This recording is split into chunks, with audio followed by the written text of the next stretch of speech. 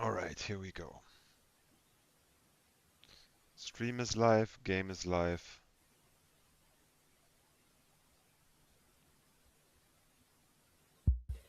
The uploaded game save is also still there.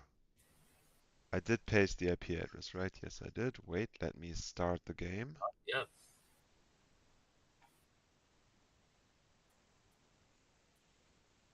So it's the same IP? I posted in the chat again. So now I have a permanent IP, it will never change again. I don't see the address in the chat. Oh, you don't? Wait a second. Error sending. What the fuck? Oh, okay. Oh, it's the same. It's the same IP. Oh my god. Couldn't send the... Oh, So 8b5. Yeah. Right. When you create an is it account really for the the same? first... Sorry? Is it Can really the same IP? You can hear me, right? Yes. Yeah, it really is the same IP, because when you create an account for the first time, you keep your IP. But obviously, if you logged out and log in, then you get another IP. Okay, but now... Host server... Now I've started hosting. Give me a second. Okay, should be live. So you should be able to join now. And if we check the network stats, I assume round trip time and jitter should be a lot better, because I also did quite some improvements on the proxy again.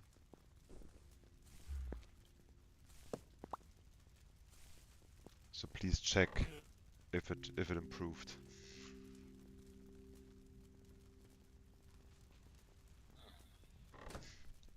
I hope it did. Maybe I should move that window icon thing to the right instead of to the left.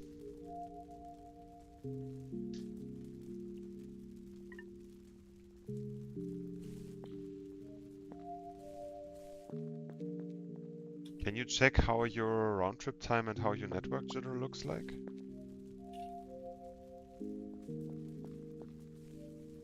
I'm not sure if you remember how it was last time, but I hope it got a little better. I have no idea what the values were last time. But What's it now?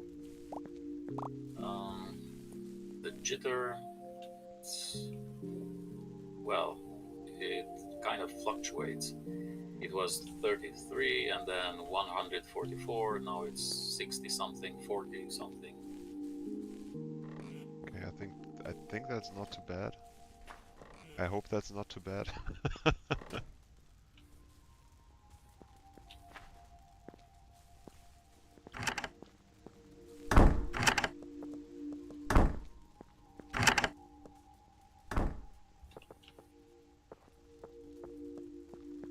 It's time to harvest or something.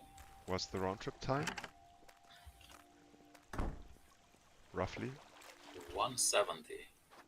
83 now, 128. Okay, so it does jump a little, but 82, yeah. yeah, it's not too bad.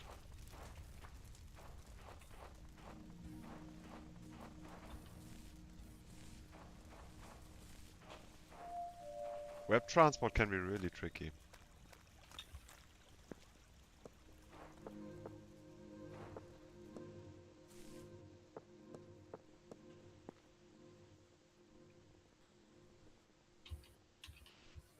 And also I haven't found a definitive manual about how web transport should look like, how you would set it up.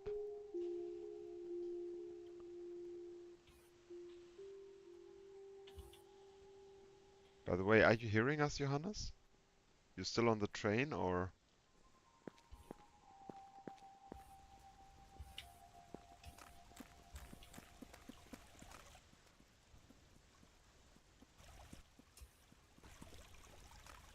Okay, nice. Wow, you enabled waving water. I did, by default. Why? Should I disable it? Not now. Yeah, that's totally fine, but maybe I should, right?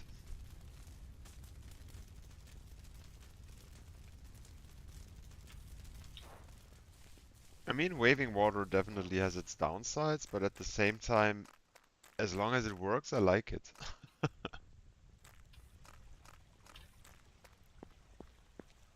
How is your FPS at the moment? Well, locked at 60. Ah, okay, so yeah. But you're on iGPU and 60 is stable then, right? Oh yeah. Even with the high graphics settings. Well, whatever settings you enabled by default. I even enabled anti-aliasing, so you're welcome.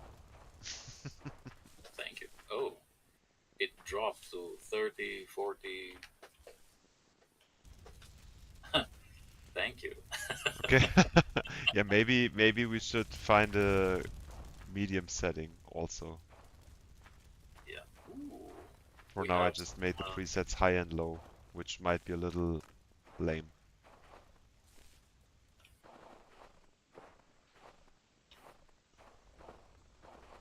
our chorus fruit plants are grown up. Finally. Oh yeah. So how do we harvest them? Do we just harvest them normally and then they are gonna grow back? Do First, you keep the stem or something? first you have to break the flowers manually, and then you can break the rest of the plant from the bottom.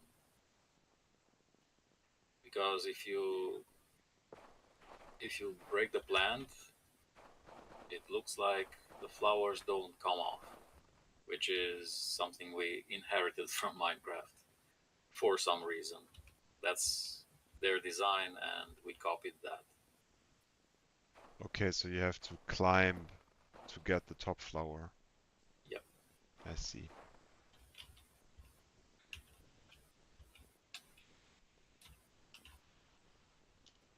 Now I don't have wood for climbing.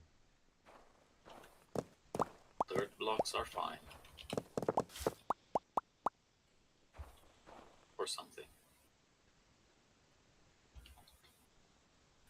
Got it. Oh, I can't place. Oh, I can't place blocks. Oh,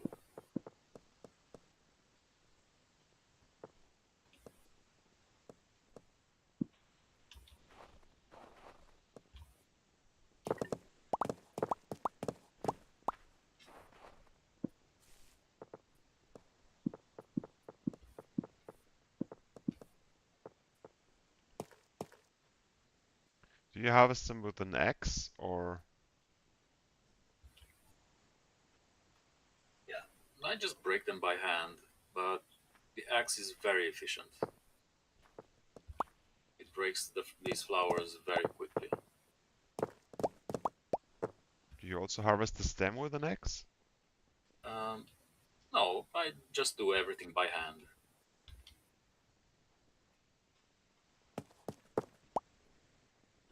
I feel like an axe won't harvest the stem. Oh yes, it does. No, it doesn't? Huh? What's going on?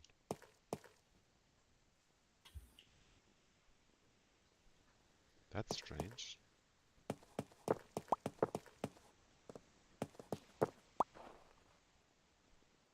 Is it possible that not every stem gives a um not every stem gives an item?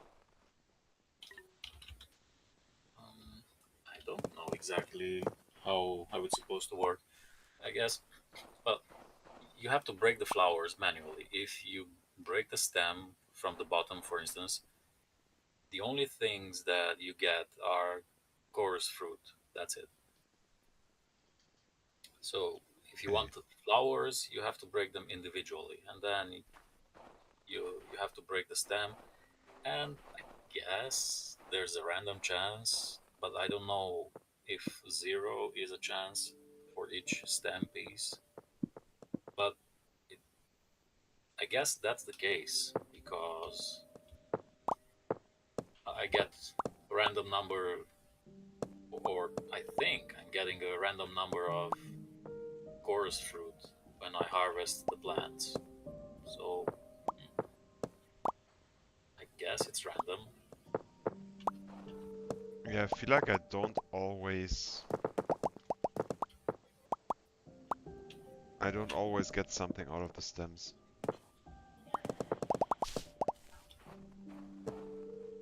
Interesting.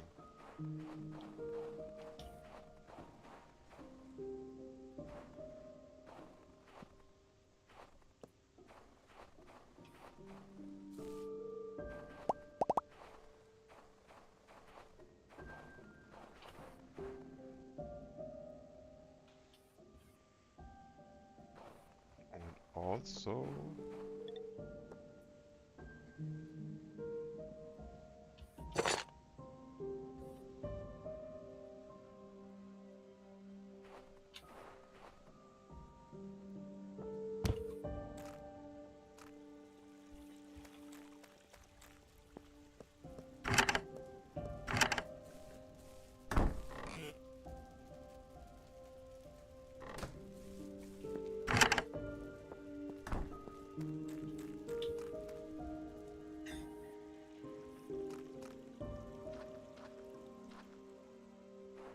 I feel like I just glitched into the ground or something? Maybe I...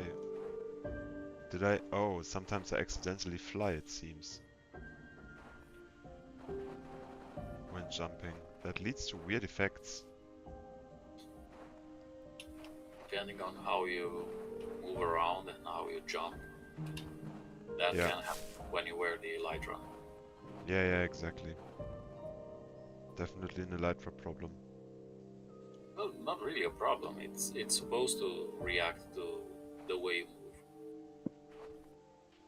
So No, I see. I agree. Problem is a harsh word. yeah, if you don't expect it to behave like that, you have to take it off. Yeah, that's fair. Okay, so now I have a stack of chorus fruit. Let's pop it in the oven and get some of those nice blocks. I'll plant some more.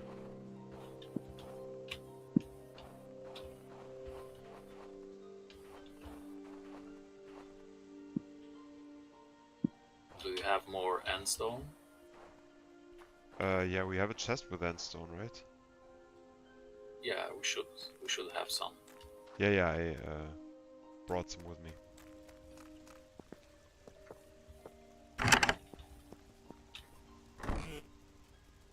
What did you get? Purple blocks, right? Yep. Nice.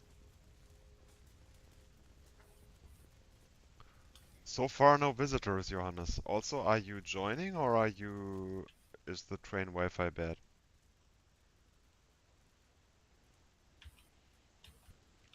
Ah, he's just on mobile. So I suppose it's like the German train Wi-Fi biting him up the arse.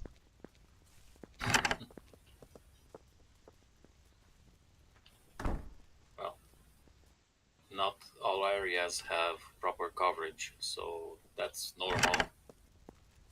Because, In Germany. well, yeah, in some train stations, um, the mobile phone coverage is not exactly stable or powerful enough. Yeah. I mean, we have one of those stations between my place and Stuttgart. It's just halfway to Stuttgart, and that always had issues. Now it's better, a little bit better, but it's always weak or it drops. Yeah, I feel you. it really depends on how that antenna or whatever they use, wherever it's placed. If the station is on a hill and the antenna is not exactly with direct access or I know Hmm. direct sight, then this is normal. Yeah. Okay, I have more. Hello. Oh, I'm still accidentally flying.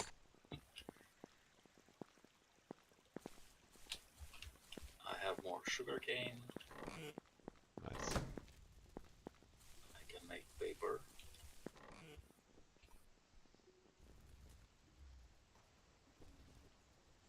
Okay. Okay, right. So now we need more gunpowder. Yep.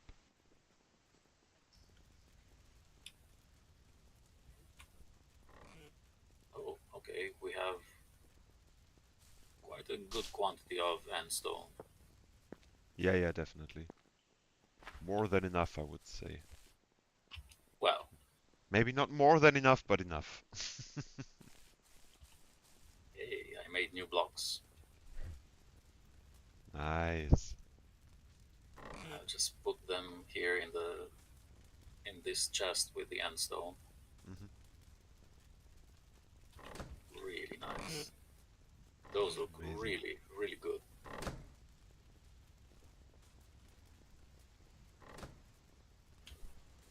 Bronze I man in always Antarctica. thought those blocks were not renewable, but well, I was wrong. Renewable because oh yeah, because of the flowers you can turn into blocks. Yeah, I thought they were just part of the structures, and then if you destroy the structures, you get no more of nothing Hmm. else, no more of those blocks. So Yeah, I see. yeah, but I never knew that you could just bake these fruits to get new blocks. This is nice.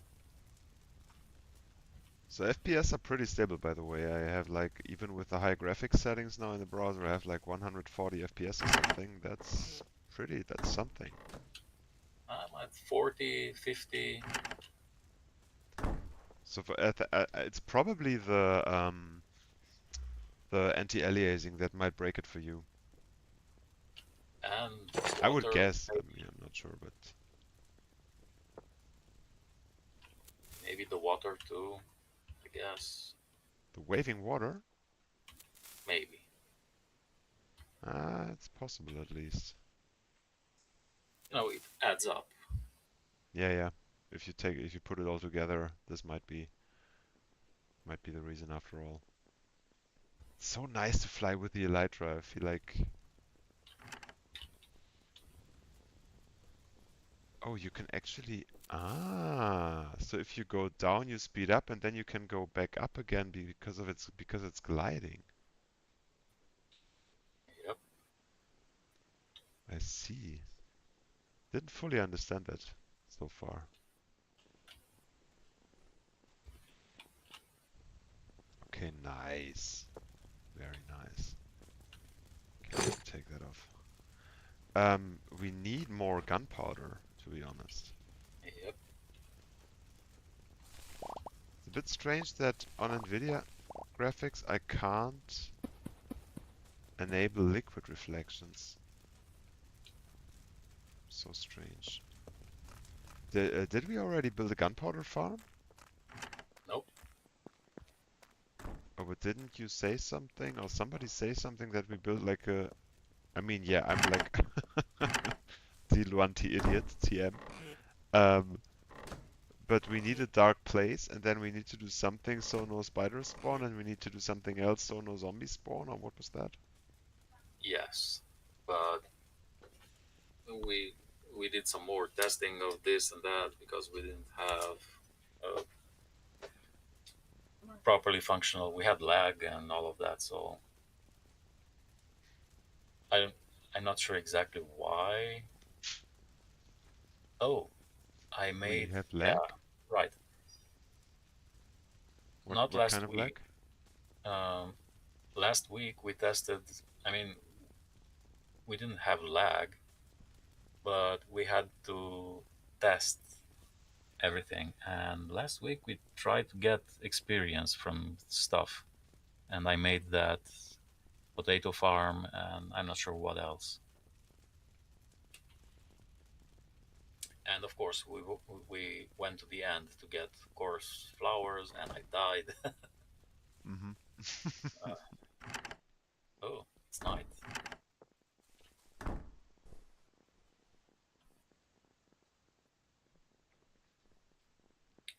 Okay. Okay, so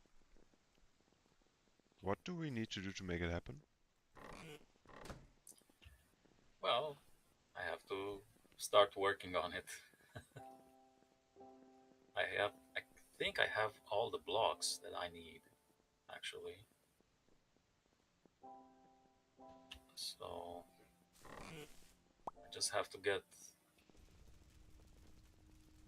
over there and start building the farm. So we just build a black hole. Um, no, not really. You'll see. But I'll first, see. I have to make some room in my storage because I'm a little bit too full. Let me know how I can help. But Well, I must say I really like the new website design. I mean, it's still fugly, so there's a lot to do, but I think it goes in a good direction now with the window and everything. okay. Now, even if you quit the game, it's detected and it goes back to the main window. So it starts to feel like a gaming app a little bit more. Oh, come on. No potatoes yet. Oh, wait. I have some Wait, here. my sound is a bit weird.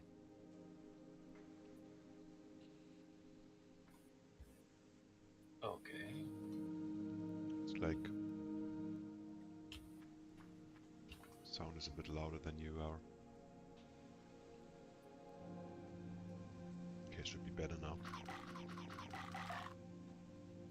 Okay. You got some bread for me? Maybe? Um, no, but we have a ton of potatoes in this chest. Hmm. That works very well, thank you. You're welcome. That's that's why I made this farm, because making it exclusively with potatoes gives us a lot of food. And I actually almost, oh, I still only have unbreaking one on this hoe. No problem. I still have to fix my pickaxe. Yeah, okay.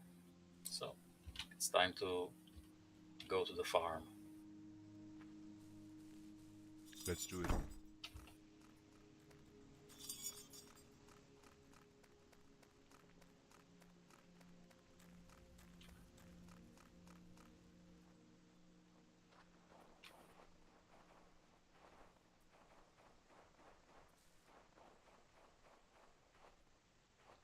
Yeah, potatoes are a real power food, like in the Oh, real world.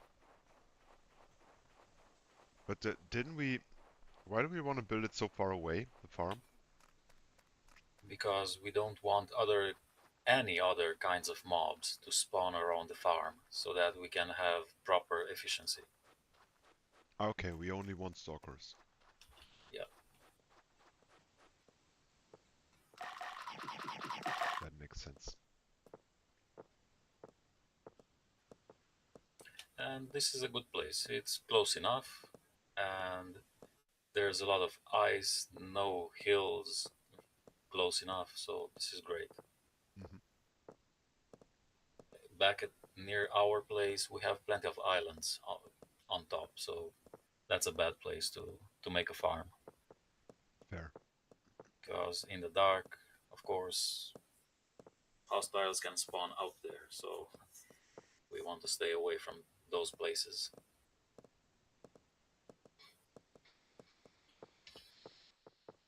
I wonder if I full screen, does this work well on YouTube? Let's see. Just full screened.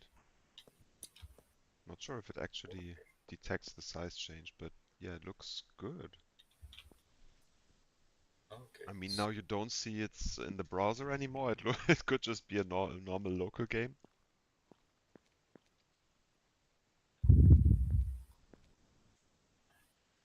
Okay, anyway. We have one viewer. Welcome, first viewer. hello. Maybe someone Okay, from last so week. now we need. Oh, I actually need. Let me check if I have a chest with me. No, not here. This So one. yeah, next week we're gonna be much better prepared, and we're also gonna start at 8 because now the tech is ready and the last piece is missing, is just making it a bit more nice. Today we were a lot late because the tech wasn't ready. Okay, so we need. But now it's all on the new website, casual.com, which is very much under construction, but yeah. Okay. Okay, what do we need?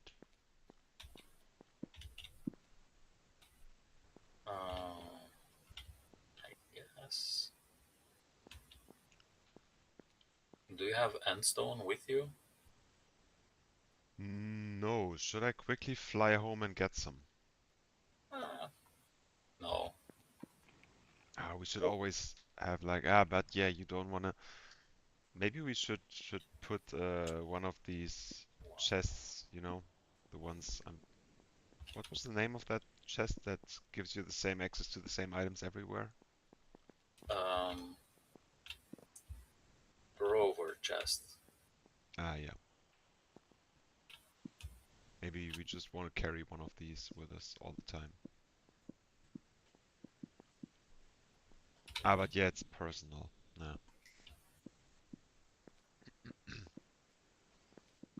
Okay, so we enlarge the platform, and then this platform is the place where the stalkers are gonna spawn.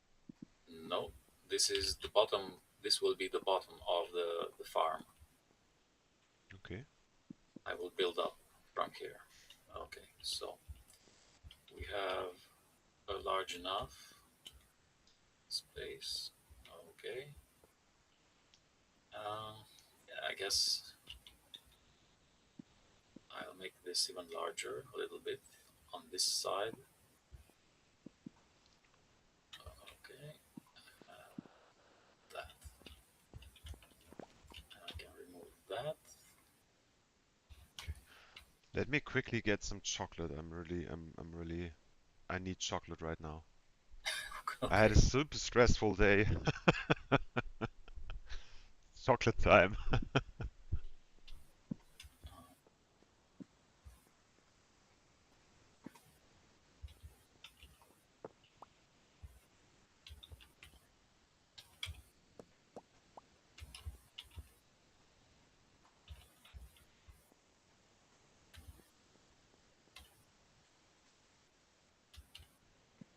Oh man.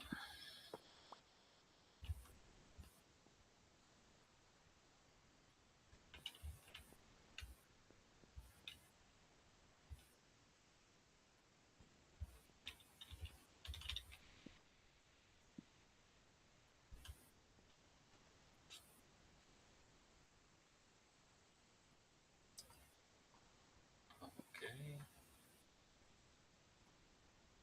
And four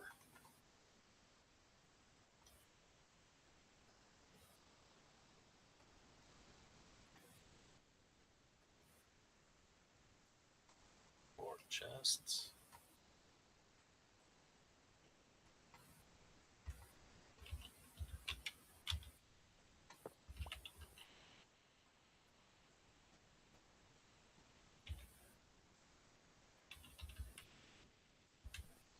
I found chocolate. Lovely. Okay, you enlarge the platform. Yep. Rittersport. Oh. Tropical coconut. Mm. Let's see how this goes.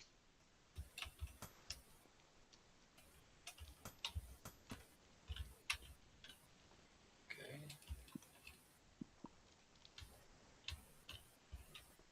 Kind of funny that Germany has famous chocolate. Well, kind of famous. Wow. I need ladders. Um, so we need wood. I have a How, bit of how wood. much? How much do you have? 31.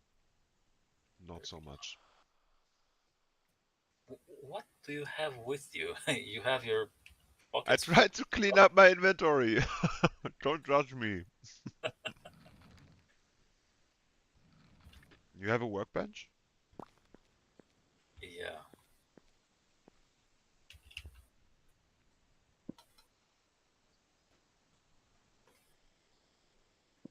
Noob life.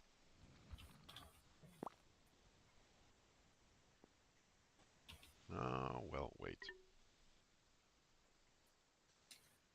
I'm Okay. too stupid. But I do have sticks too, so life is good. Why are you not doing... Okay, how many letters do you need? Um, at least 20. I can do that. That's 20. Okay. Thanks. Finally helpful.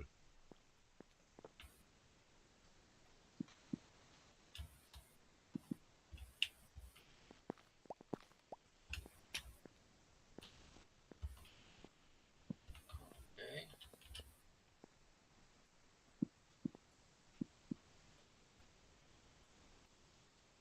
2, 3, 4, 5, 6, 7, 8, 9, 10, 11, 12, 13, 14, 16, 17, 18, 19, 20. So sad. I spent so much time today to make... Well, actually yesterday to make it work on Apple.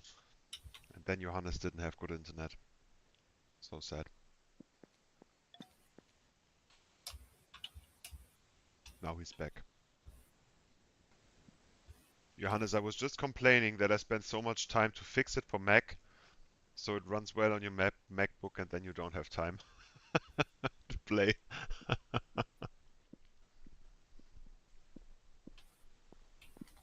Well, it is what it is. Life happens. Okay, so this is 130.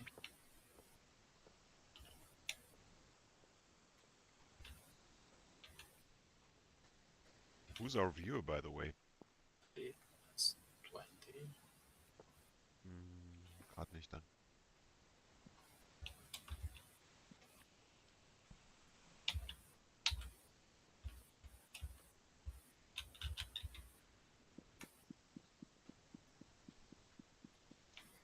Alright.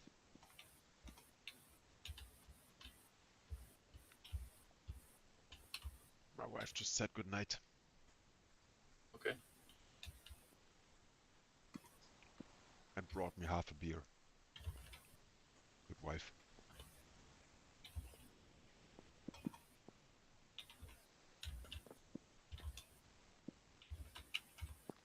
Okay, so this is all going to be part of the spawner, right? Yes.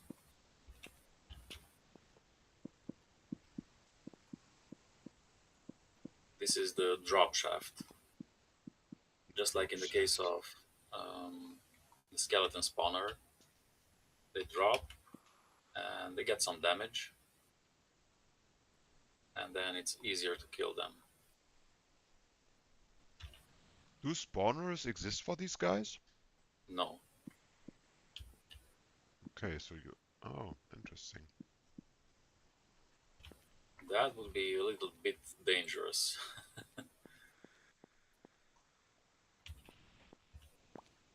I always expected you would be able to craft gunpowder. It's like it feels very weird to me that you can't craft gunpowder. Well, at least in the current iteration of the game, we can't do that. But who knows?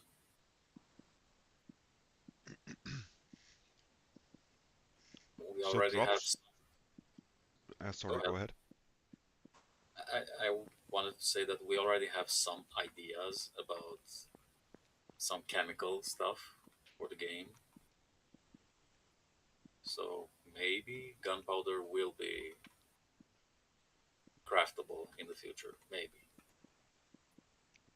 I mean, coal is not renewable anyway, right? No, it is. Coal I is mean, renewable? um, you can get coal from wither skeletons. Interesting. Oh, sorry, maybe I'm misusing the word renewable here, right? I guess, yeah. Yeah. I definitely am. Renewable, at least in Minecraft terminology, is a resource that can be obtained in some way in Mm. the game. Something that don't you never run out of because you can find a way to get more of that. So That's gunpowder is also renewable but not craftable. yes. I see. Um, Sorry, I'm breaking this down here because I want to come up to you to have a better view and not stand down there all that boring.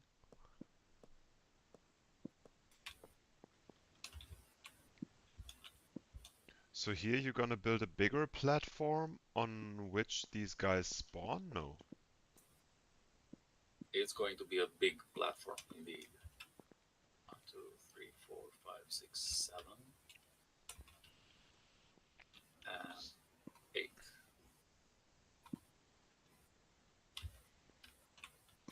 So this is just gonna be very long and then very big, so you have a lot of space for creatures to spawn. Yep. Okay, I We have see. wolves on the bottom platform. What on the bottom platform? Sorry? 2 wolves. Wolves? Yep. What about wolves? Look down.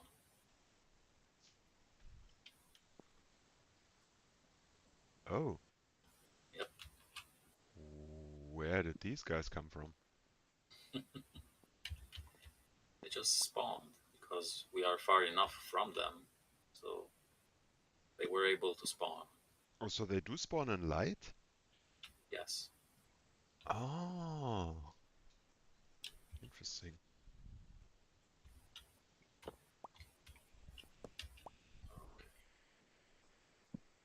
Didn't know that.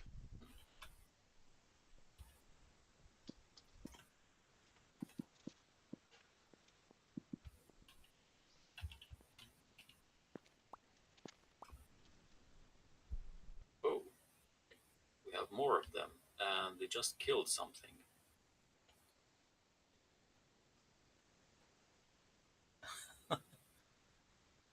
Okay, that's interesting. Okay, 3, 4, 5, 6, 7, 8. Okay.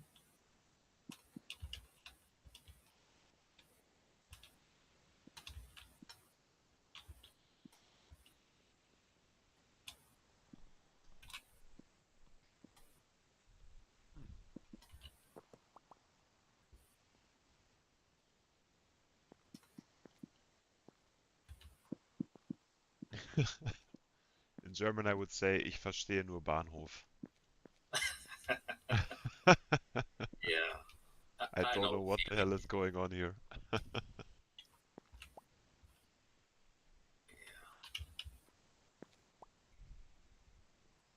So This is why are going you building it exactly like this? because I'll put water in these channels. Ah, The water will flush the the, the mobs. hmm. So So they're gonna flush down the hole. yes, they will fall down this drop shaft, and that's where we kill them. And the drop shaft won't be full of water? No, no, because the water will stop at the eighth block. That's why I was counting. So four, Ah, okay, so horizontal. six, seven. I Yep, see. that's the reason. That makes sense. Water can spread up to 8 blocks. After that, it just stops. It's no longer enough water to keep spreading. And I will place water where the torches are, right here where I stand.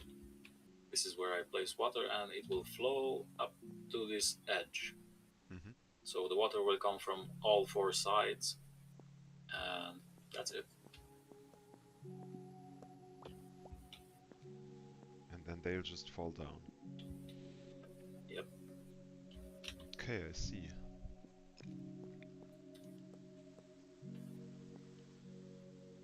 Um, Wait a Good minute. place for an elytra flight, by the way.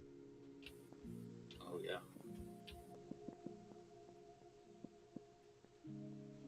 So are you gonna add more area up here, or is this like is this all of it? No, this is just the water channels. I will add the spawnable surface. But Okay. first, I want to make the channels. Yeah, yeah, okay, I Two, see. three, That makes four, sense. five, 6, 7, and 8.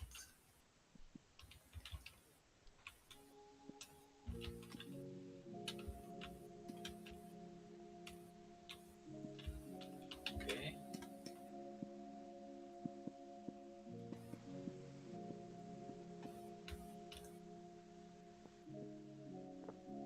It's really nice that this now also runs on MacBook because I think for a lot of people it didn't work like it didn't for Johannes, but now it should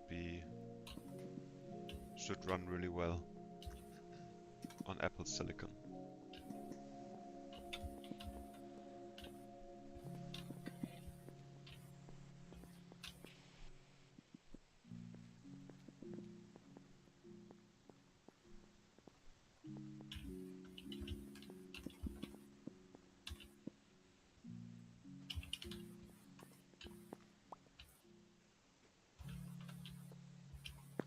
Okay, so that one missing block doesn't hurt, right?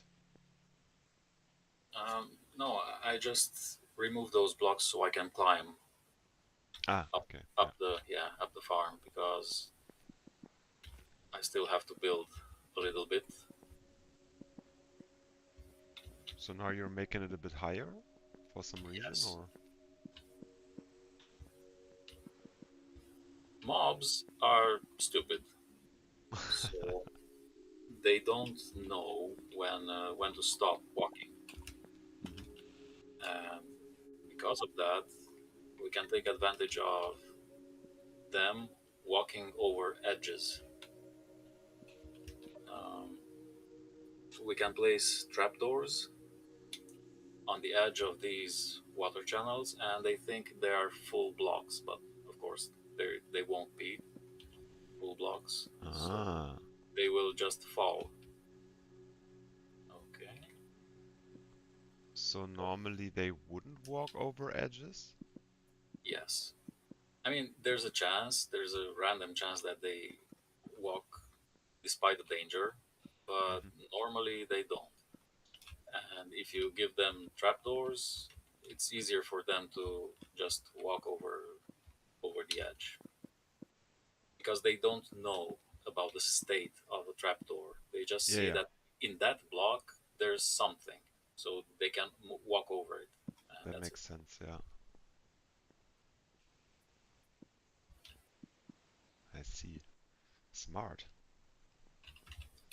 Yep, that's manipulating mob behavior. Manipulative. Yeah, so that's one. So, but this does this also affect like edges of height 1? Everything.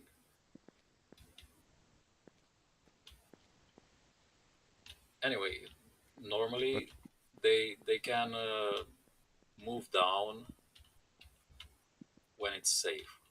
Whatever doesn't give them damage, they will just go down, no problem. if they chase you, do they jump down whatever height? Not quite. Normally they don't. But if they don't get damage from the fall, they will come after you.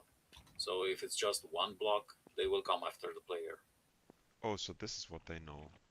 So even multiple blocks, they would chase you as long as their algorithm says, okay, I'm gonna be fine after taking that jump. Yeah.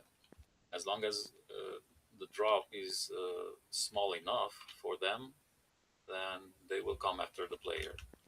If the jump is at least 3 blocks down, they will Hmm. avoid going after the player because they will take damage. But there's always a random chance that they will go after the player. I see. Okay, so this is 1, 2, 3, 4, 5, 6, 7. Okay, this is good.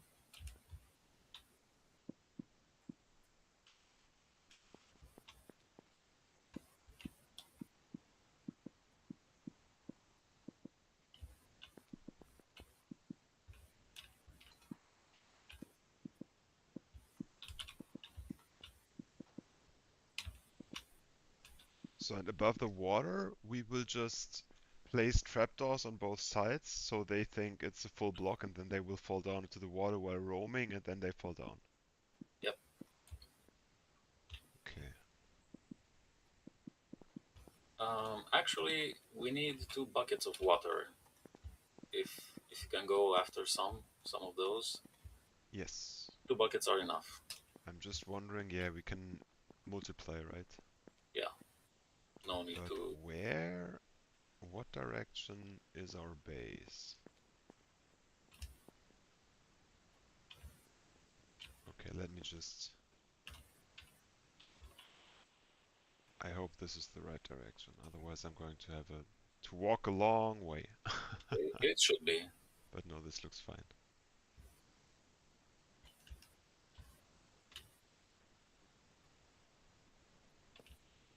Ah, so nice. It's kind of satisfying to fly with this thing. Yeah, it is. We did have buckets somewhere. I don't want to craft some.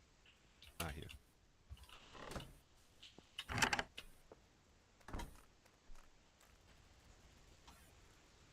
Oh, by the way, please bring um, at least half a stack of spruce wood. Spruce wood. Yeah, we have a lot of that, of course, because we have that farm. So I have almost enough. I have 56 logs, which is almost everything I need Yeah, to I make got it. trapdoors. Anything else we need? I don't think so. 2 water buckets, stack of spruce wood. Got it. On my way back.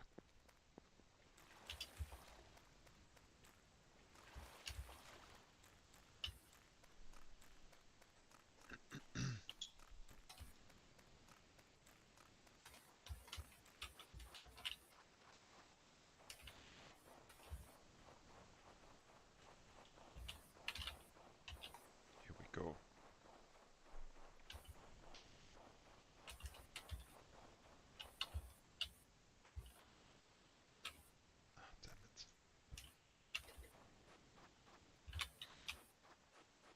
Are bears chasing wolves? No. No.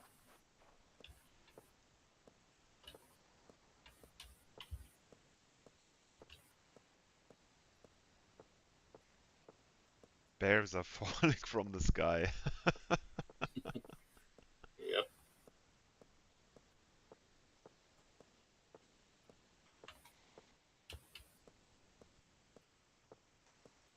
Here we go.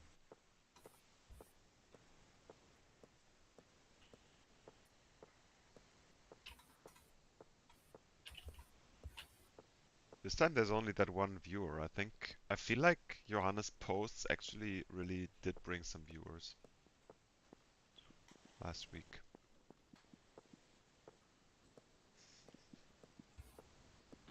It's getting dark again.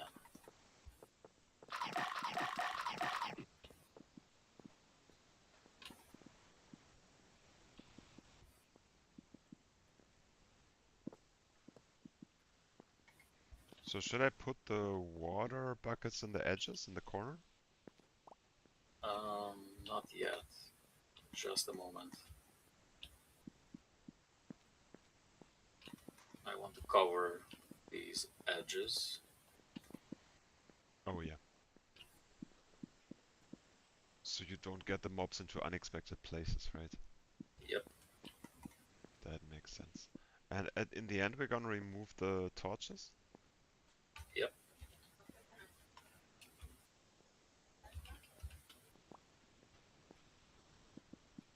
I see where this is going. Oh, we have a wolf. Don't. Why did you do that? Because I wanted to get more water? Yes, but you broke the torches. Oh, that is definitely a problem, you're right.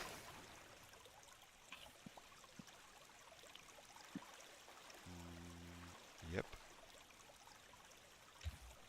Sorry for being stupid sometimes. It's just in my nature.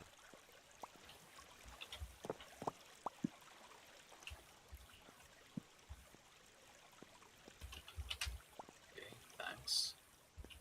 And now we can place the water in that place. So, but down there, right? Here. Here. Yeah.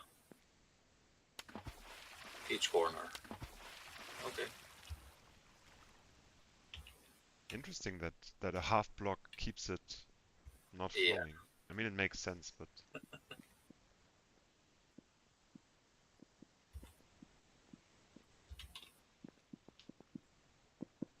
Ah, okay. Why do we need a ceiling for some reason? Yes, of course. Why? Because we want this mob farm to work even during the day.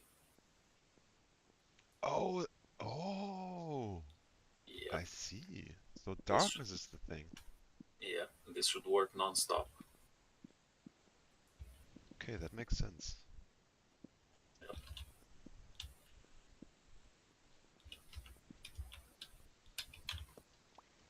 Okay.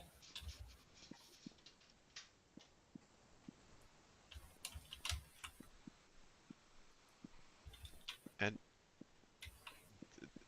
will it only spawn stalkers? Yes, because I will place trapdoors all over the roof. I mean the ceiling here Hmm. on the top side. I will place trapdoors, and no other mobs are short enough to be able to spawn in that space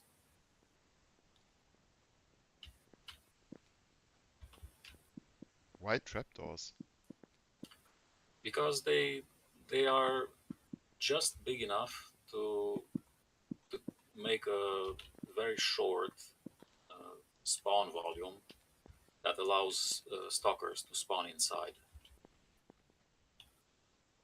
Interesting.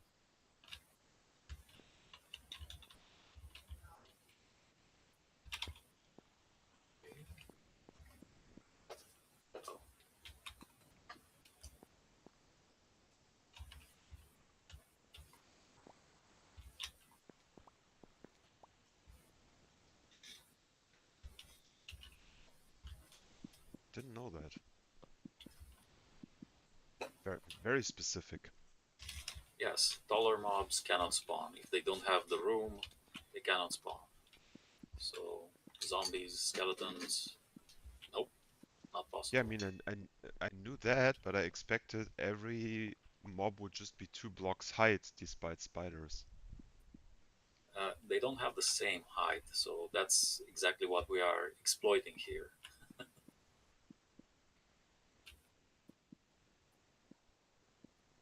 That's that's a trick.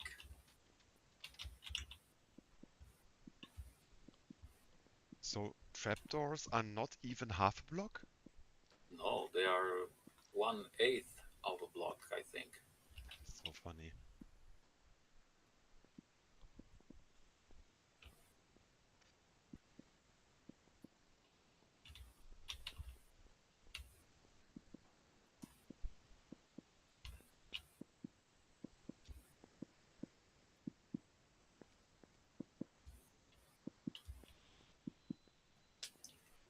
Slabs are half a block,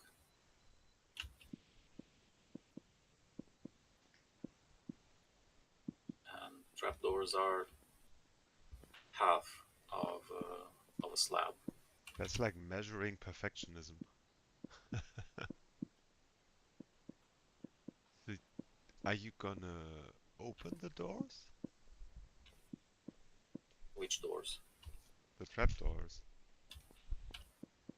Um, the ones on the ceiling will stay flush with the ceiling, and the ones on the edge of the water channels will stay um, on the sides of the channel,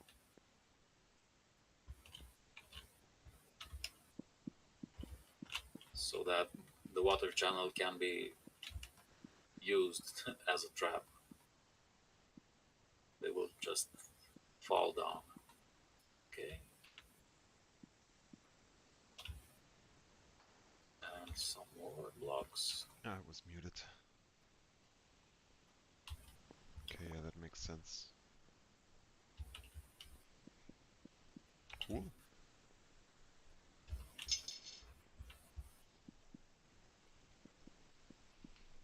Darkness thing is really interesting.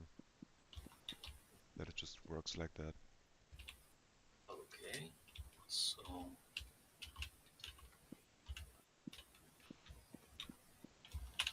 let me. Oh,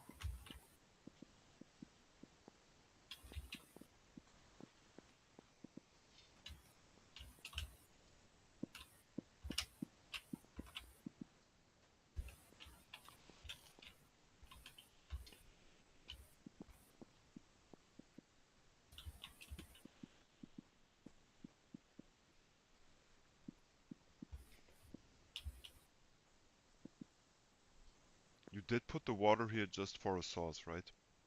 yes.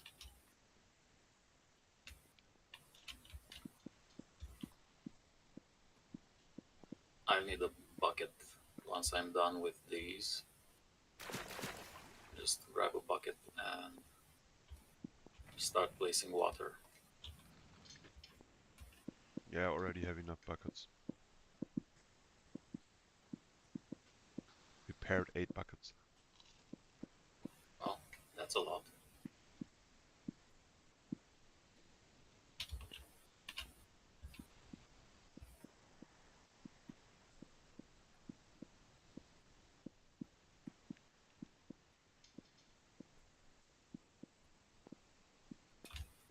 Okay, we're getting there.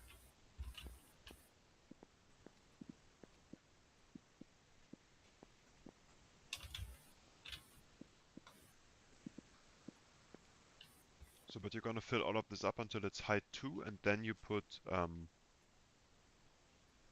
trapdoors on the bottom.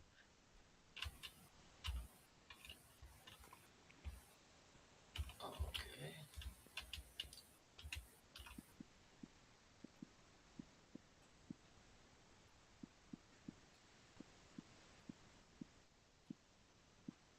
yes, finally. Okay, and now I think I and place these slabs back. And oh, where's my crafting table? Did I leave it down I don't there? know. Oh, possibly, yeah, probably. Whoa. Bears and wolves. So here's your mistake. When you place that water, some water came down, and now I just had to kill a lot of zombies and a stalker. Oh, makes sense, yeah. So we we had a problem with this this part of the mob farm. Now it's bright again. Yeah. Push. Go down there. Okay. Okay. So the crafting table is here. Okay. Let's start making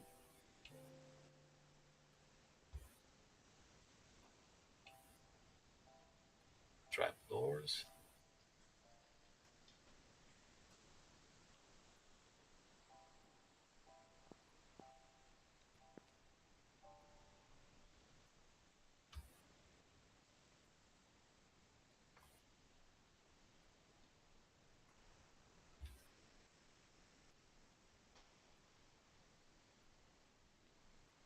Okay. This should be enough for now.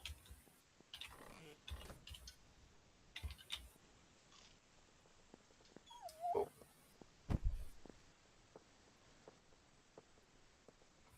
Did you die from fall damage? me? No. The wolf. Yep. Okay. So now I can place.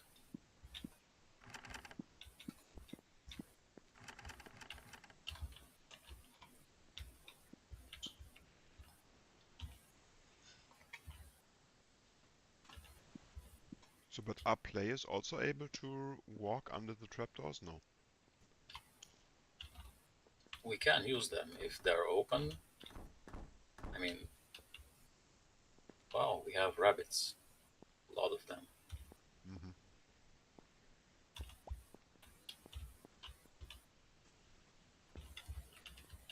Okay, so those are in place.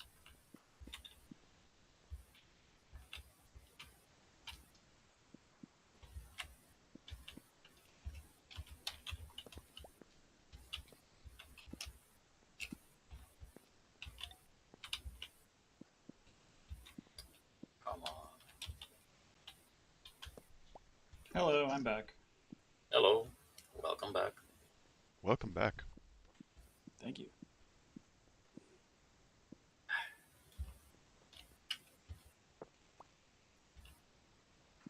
What are you working on? Gunpowder farm. Ooh, just grows out of plants.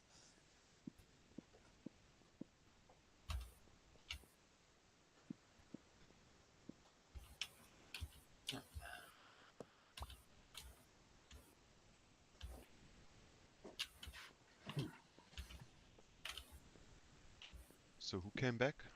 I have myself I have a new Mac. Yep, I'm back. Ah, then it's a good thing that I fixed Mac today.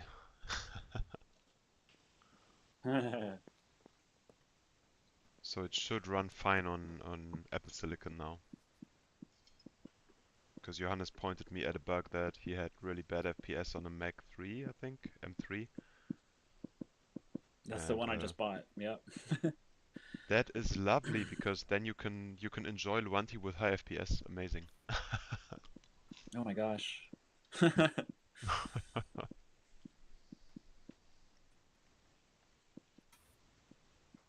Wait, let me share here. Mm, Mm.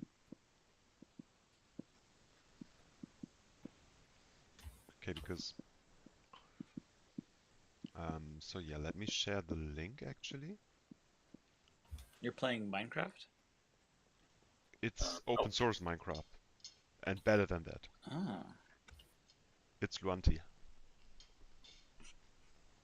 It's actually um,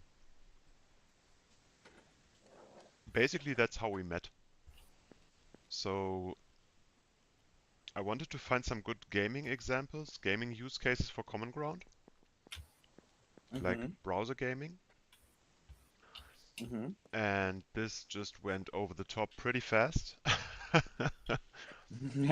because I found an old repository of Paradust, a guy who's also playing with us normally most Wednesdays. He back in the day, years ago, ported version 5.9 of Luanti. And the thing is, Luanti is a voxel game engine, and there is a lot of games that exist that have been written in Luanti. For example, Voxelibre, the game we are playing now. And yeah, it feels Mm-hmm. like a Minecraft game, so if you know Minecraft, you're gonna be super familiar here. But at the same time, it has a Mm-hmm. lot of custom stuff to explore. And the cool thing about Mm-hmm. the game version that Paradise built back then is that it allowed players to play peer-to-peer in the browser just through WebSockets in that first version. And since we have been playing so regularly, we basically started to spend. So I actually started to spend time bringing the latest version of Luanti, which is currently 5.15, also to the browser because I wanted to learn a lot about WebAssembly anyway. And yeah, it happened. And what you're seeing here right now is the very bleeding edge current version of Luanti, which has been released in January. 5.15 Okay. running in the browser, amazing performance, like I have nearly 200 FPS in the browser. It's And sadly it is not loading. Wait, upload world? Nope. Nope, it's not. It's not loading for me. oh, you need to use a Chromium browser at the moment, like you need to use Chrome or Brave. It Oh, I won't don't run have in either one of Safari. those at the moment. I only have Firefox and Safari. Firefox is broken since I integrated the Origin file system, so there seems to be some problem with the mscript and threading at the moment. But if you want to play with us and want to use a privacy-aware browser, I would recommend Brave because Brave is a pretty good browser. Okay, I'll keep that in mind. Right now, I'm getting Claude Code onto my laptop. My first laptop, and on my second laptop, I'm troubleshooting my app. hmm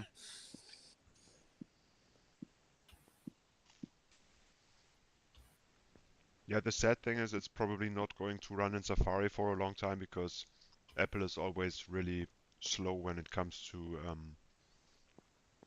bringing bleeding edge web technology to their devices. It's a bit sad, um, but I've gotten used to it as a web developer. And on iPhone, you're basically fucked, but on macOS at least you can always install a decent browser.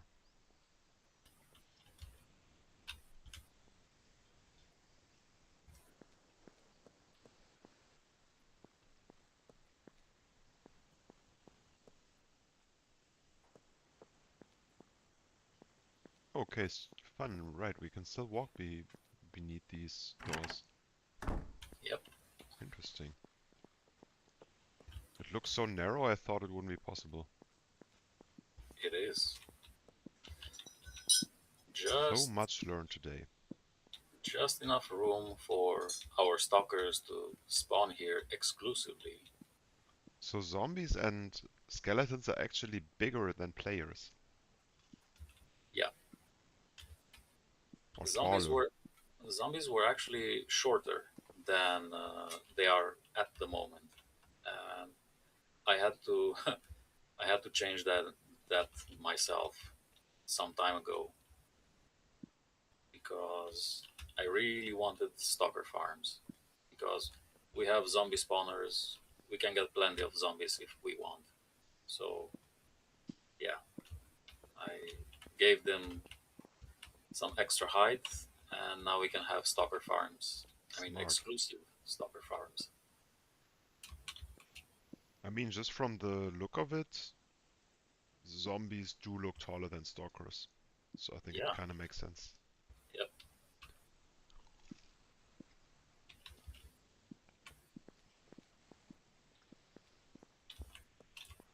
Wow. I actually need more wood. Uh, by the looks of it, I actually need at least 2 stacks. Oh, damn. Yeah, I'll get it. Okay. Because oh, do you still have a bucket with you? Absolutely.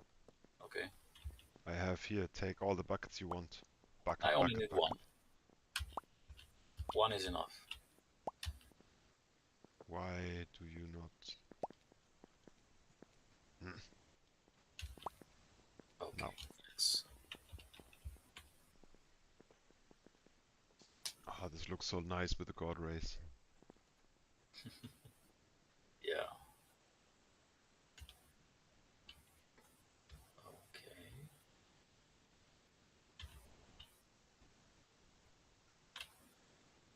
Man, such a beautiful game. No. Ah. When you don't make the last meter with with the elytra. Go up. So, how much did you say you needed? At least 2 stacks, but to be safe, bring 3 or 4, because there's a lot of space that I still have to cover. Are you happy with jungle wood? Um, bring spruce. Let's make it look the same. Yeah, but then... Oh, Paradust is here! Good Ooh. evening! Hello. Hello? Can you hear me? Yep. Yeah, we Hi. can. Welcome. Hi. Thanks. Sorry, I'm a bit late. It's totally fine. But Nico, if you want spruce, I need to farm. We're Okay. out of spruce. I will happily do it though, just for the good look. Yeah. Well, the water channels are done, so that's nice. We're on casual.com now, Paradise. Oh, New domain, new website. Everything is new.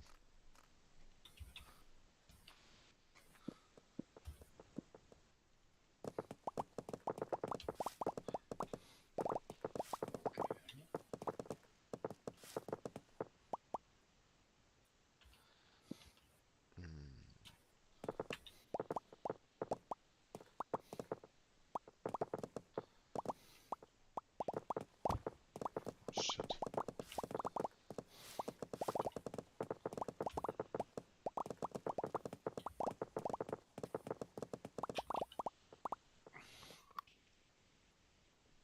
And now on casual.com you can sign up and then you will get a permanent IP address. Really nice changes. Yeah. Also improved the proxy quite a bit.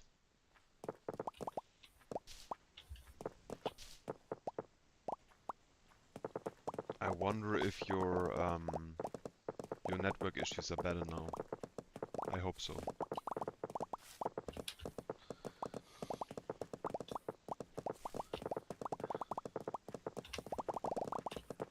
Yes, we'll see.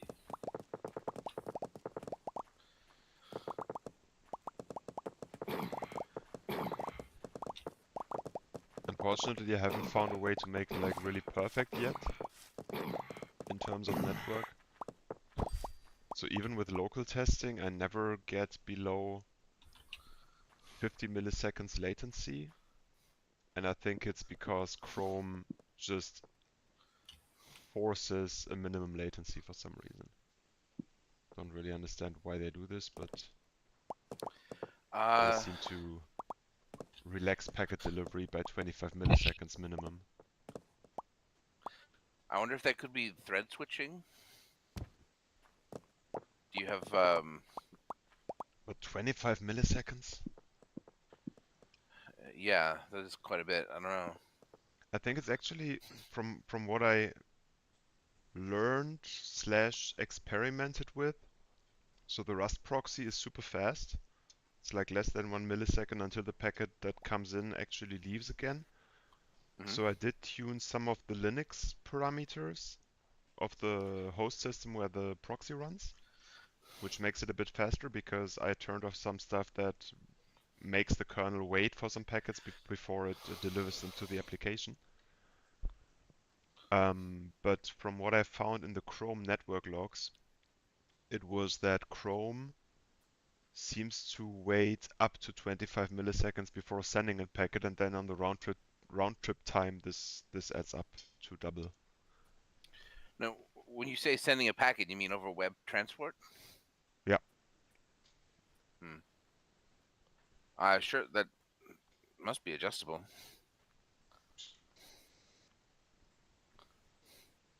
So maybe the only suggestion that my AI gave me was basically to start Chrome with a special parameter that allowed me to tune the quick parameters in a way that is like not standard. Mhm. But it seems like the web transport server and Chrome, they both together come to terms of the network. And if Chrome says 25 milliseconds is my minimum, then the server has to accept it basically. Web transport is a lot more complex than I thought, and yeah, tricky.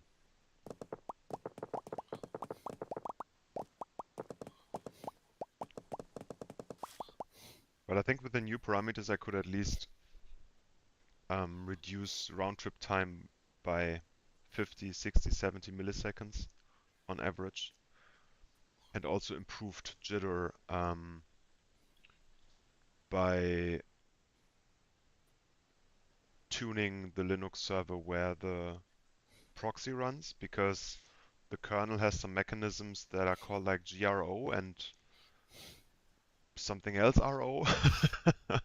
And it's basically that the kernel waits for multiple packets before it delivers the packets to the application that is listening. Basically packet batching on the kernel side. And it seems to be enabled by default, but for high performance stuff, you don't want that.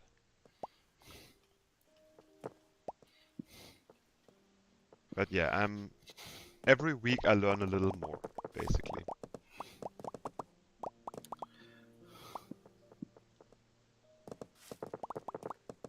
Quite a journey. How have you been doing? I'm doing well. Quite busy. Yeah, I figured. I also had the worst day. We spent the first hour, 1.5 hours basically waiting until I could finish the final work on the deployment because I just didn't manage to finish it today. Mhm.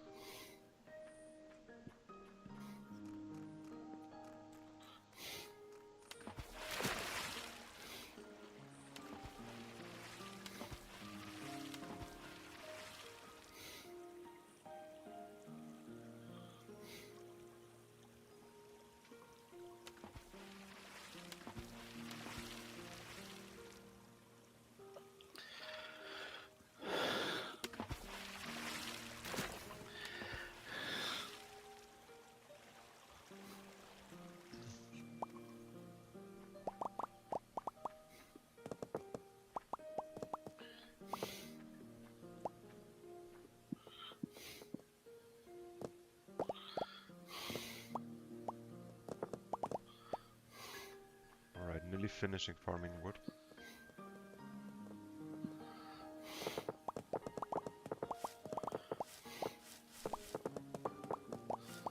back in a moment.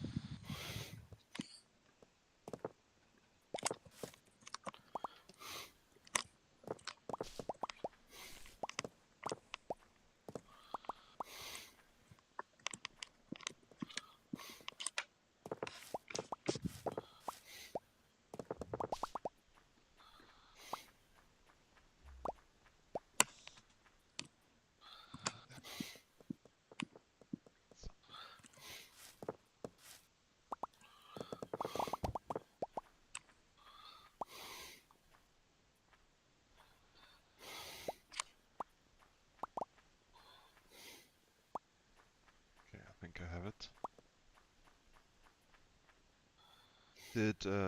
Did something change for you? Like jitter, round trip time? It was pretty bad last time, I think, right? It seems to be. I mean, my round trip time is currently 308 milliseconds. Ooh, The that's jitter, much better. is changing between 20 and 70. Wow, okay. Oh, but that's the D time jitter. That's something else. Where do I look for the jitter, for the packet jitter? I don't know. I think F5. I only knew the jitter that F5 showed me. So I don't know if there's another jitter. But 300 milliseconds round trip time is huge improvement. Last time it was really fucked. I don't recall what it was last time. I think it was over 1,000.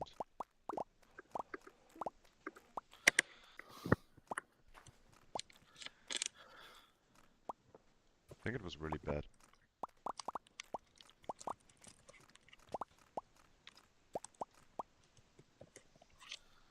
Potatoes.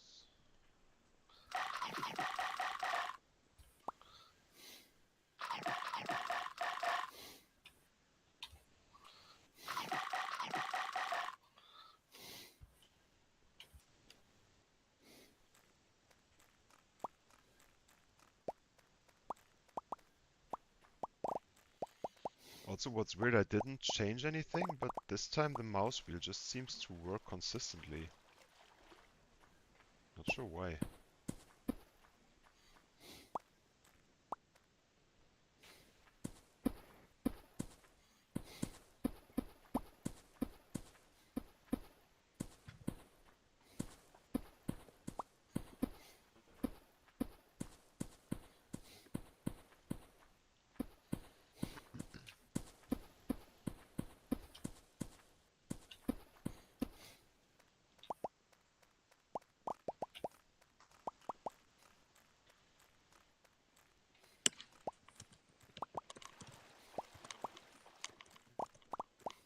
Oh, by the way, I managed to fix the macOS issue.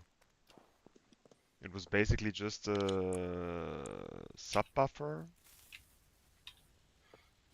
sub something something.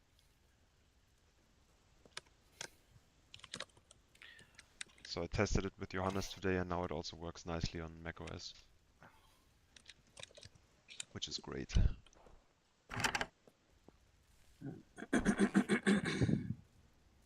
Okay, got the wood. Are you still close to home? Yeah, but I'm coming. I could use some endstone so we can expand this platform even further. Yes, how much? Uh, yes, 2 2 stacks? stacks. How many people can be in the same world? We never got to a limit so far, so currently I've been improving the proxy server from week to week. I would assume if the server host has a good internet connection, I would assume it's 5 to 10 maybe. Do you think we could do a plugin inside a plugin? And so people could do like a collective action vote to build something? Collective action vote to build something. Could you elaborate? Well, it's what I'm designing with Unity Shant. It's the Ah, yeah. so you're talking about so currently I haven't integrated the latest version into Common Ground yet, but now that this is nearly finished, I'm gonna do it probably soon because Mm, there's not much missing. It's basically now the only thing missing is some header setup. mm-hmm. Plugin inside a plugin. So Common Ground should be able to run multiple plugins at once then, right? Mm-hmm. The thing is why we wanted to prevent that originally is because of performance reasons, because we see that in the Luxo page on Universal Profile that they allow to embed as many iframes as you want on a profile. And Mm, since people, the users, don't really know what's heavy and what isn't, and then mm. some plugins are badly coded and stuff like that, and then it loads 10 plugins at once and you have 10 iframes with performance critical stuff in them. You could just limit it to just a single slot, and they can like load whichever one they want for the community at any one time, so it doesn't get overwhelming. Yeah, we haven't built it like that yet, but I wonder how we could achieve that.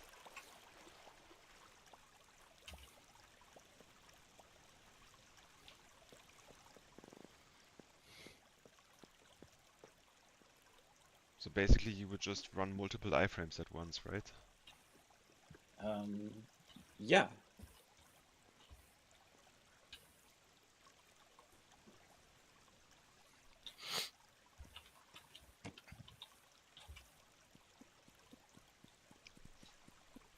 I'll probably have to look into it, but I mean, why not? Is the water glitched for anyone? No, No. it's just a setting that I Jan think it's the enabled. wave thing, right? Yeah, Oh, Yeah, yeah. It's not reaching all the way to the end. it does, but it's waving water, and because of Oh, Mhm. Yeah, that, it's just a graphic effect. I made this a default setting. Yeah, By the way, you're also running with anti-aliasing by default and stuff like that, so we might need to tune the default settings for high graphics.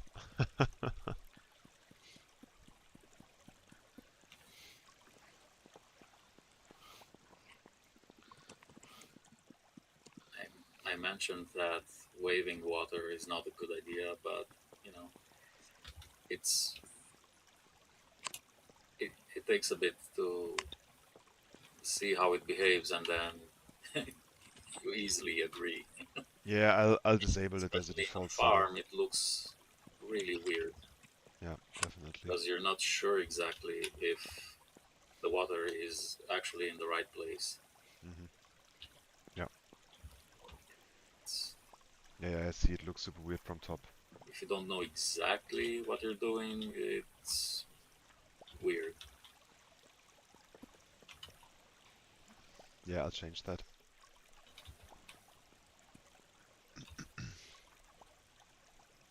So the only thing you really want is waving plants, right?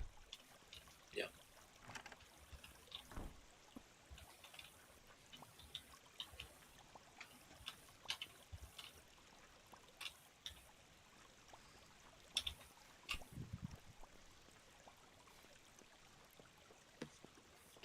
I have your wood here, by the way.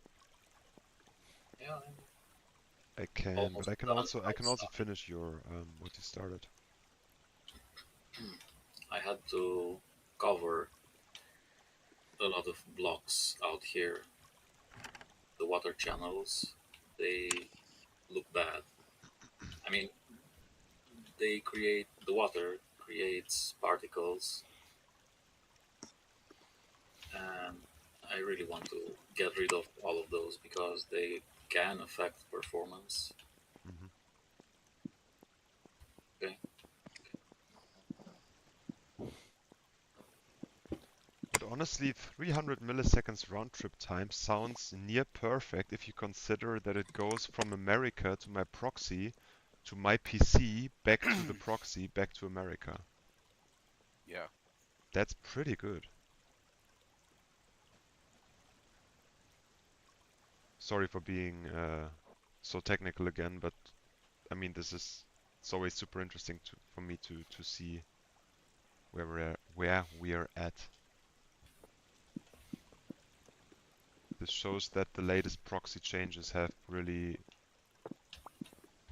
did improve stuff.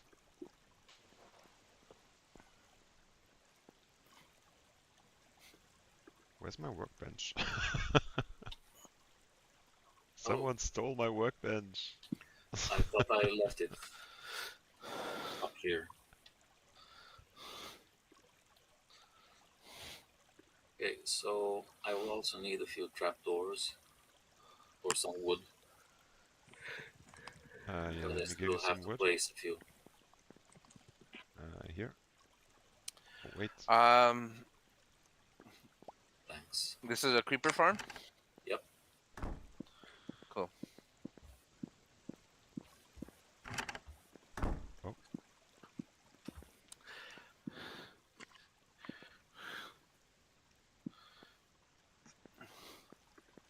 Nearly done.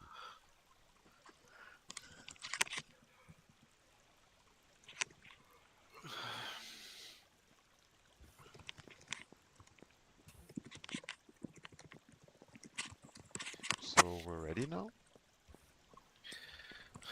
Not exactly, but close.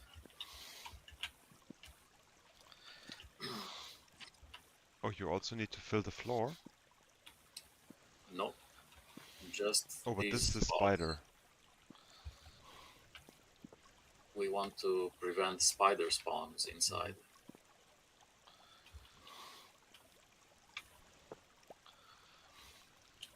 But why does this... What's the size of spiders? Is it 3 by 3? Yes, they require that much room. Okay, this is so Can smart. What are creepers called? Stalkers. Stalkers. Can they spawn in between these two trapdoors? Yep. Oh.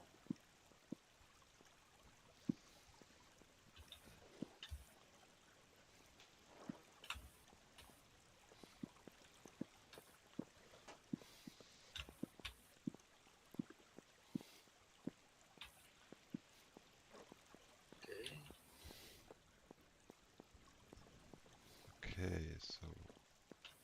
And spiders, they don't look so high. I would have thought that they... Ooh, no, I fell down. You're in the trap. I'm in the trap. Oh, and I can't get it. Ah, okay, now it works.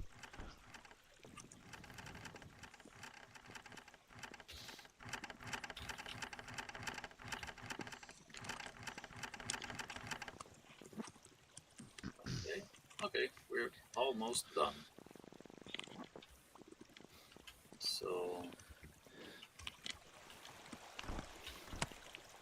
I'll just remove these.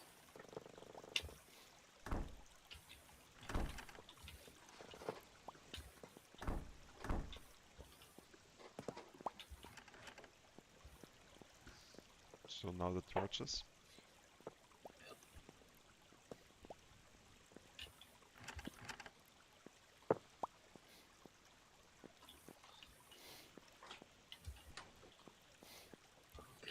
Okay, let's get out of here. It's dark and scary. Wow, there's a lot of things down here. Why can I not go down? Oh, now I can. Oh, that was close. Yeah, I don't know why there's so many like wolves and bears spawn like crazy here. They're like, oh, this is the nicest place to be.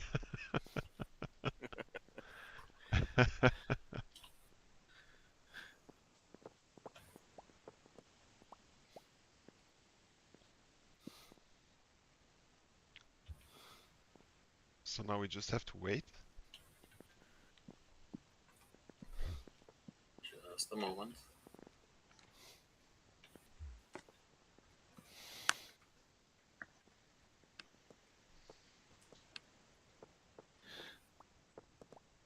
you're removing the stairs. Yeah.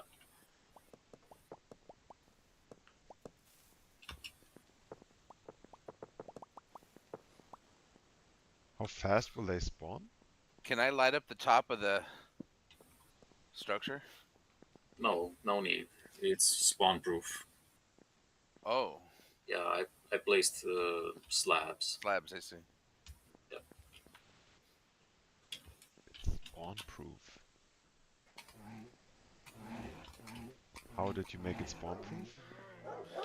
I just covered it with. Whoa. I covered it with bottom slabs. Mobs require full blocks to spawn on them. Oh, so they don't spawn on half blocks? Oh no! Okay, you got your elytra. So they wouldn't spawn here, for example, because that's a half block. Yep. It's so hard to land with this thing.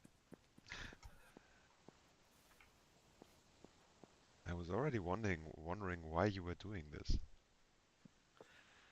Well, I'm supposed to be gliding, but because of the rubber banding, I just kind of float in the air. Oh, so you still have that? Yeah. Damn it.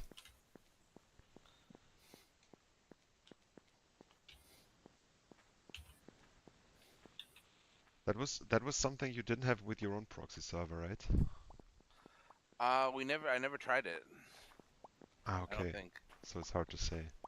Yeah. Damn it. Still so much to do.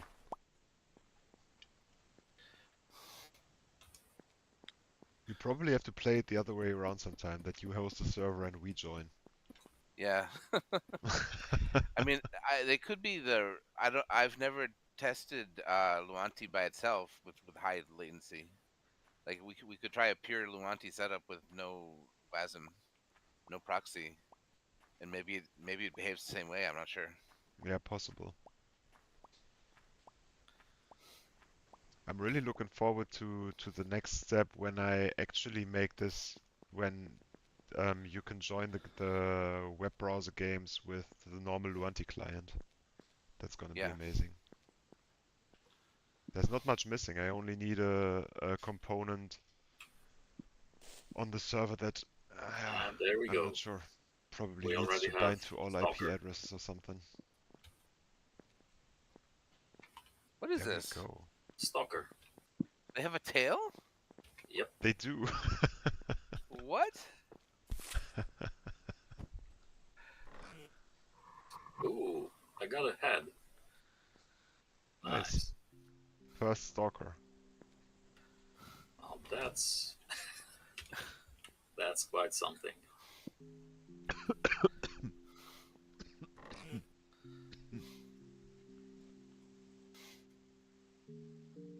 How fast are they gonna spawn? Well, not sure exactly, but oh, we have three. Three of them are up, but they seem to be stuck at the edge of the water. Unfortunately, Okay. one just It fell. Why does it not explode? Why would they? Because we are close. They could damage us. But they only blow up if they can see you. Ah, They don't blow up in proximity, but when they have a direct line of sight to you. I placed trapdoors even on the bottom of these blocks, the bottom of the drop shaft, so that we can reduce even further their line of sight. that makes sense. Because if they blow up in this place, they will destroy the blocks. So that becomes dangerous. Yeah, but that makes sense.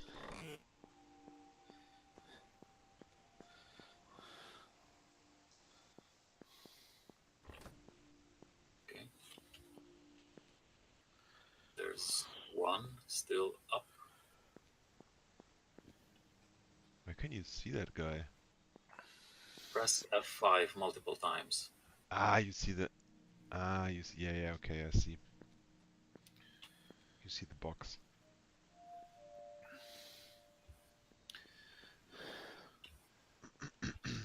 Okay, so do you have some endstone with you? Yep, Okay, thanks. and more. Thank you.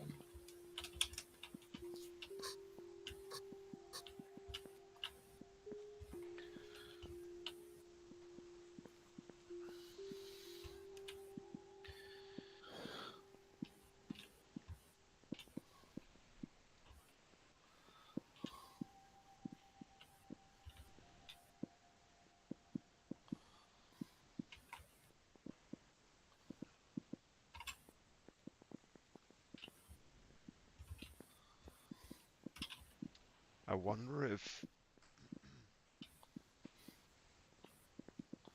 it would make sense to be smart about the packets that, for example, to prevent rubber banding, you could do something like packet inspection. And for positional packages, the server would not accept packages that are out of order, maybe?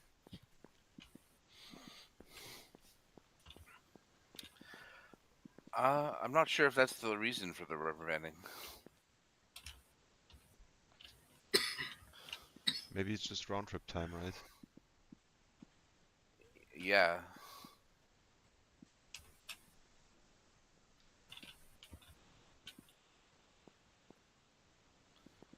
Yeah, 300 milliseconds is still quite a bit.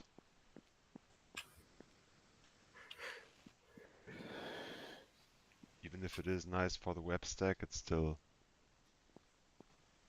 300 I mean, there's milliseconds. again, it might come down to Luanti itself. We should actually run a test without proxies just to see,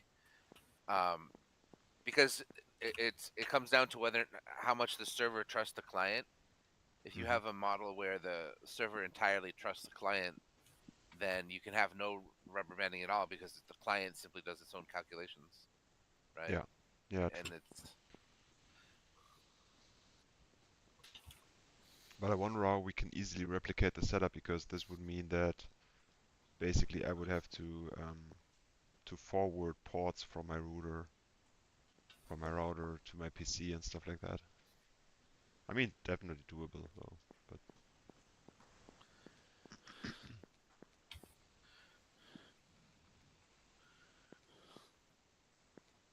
there is one more option where I'm not sure how much it would improve things, because if you use WebRTC as data channel, you can do real peer-to-peer.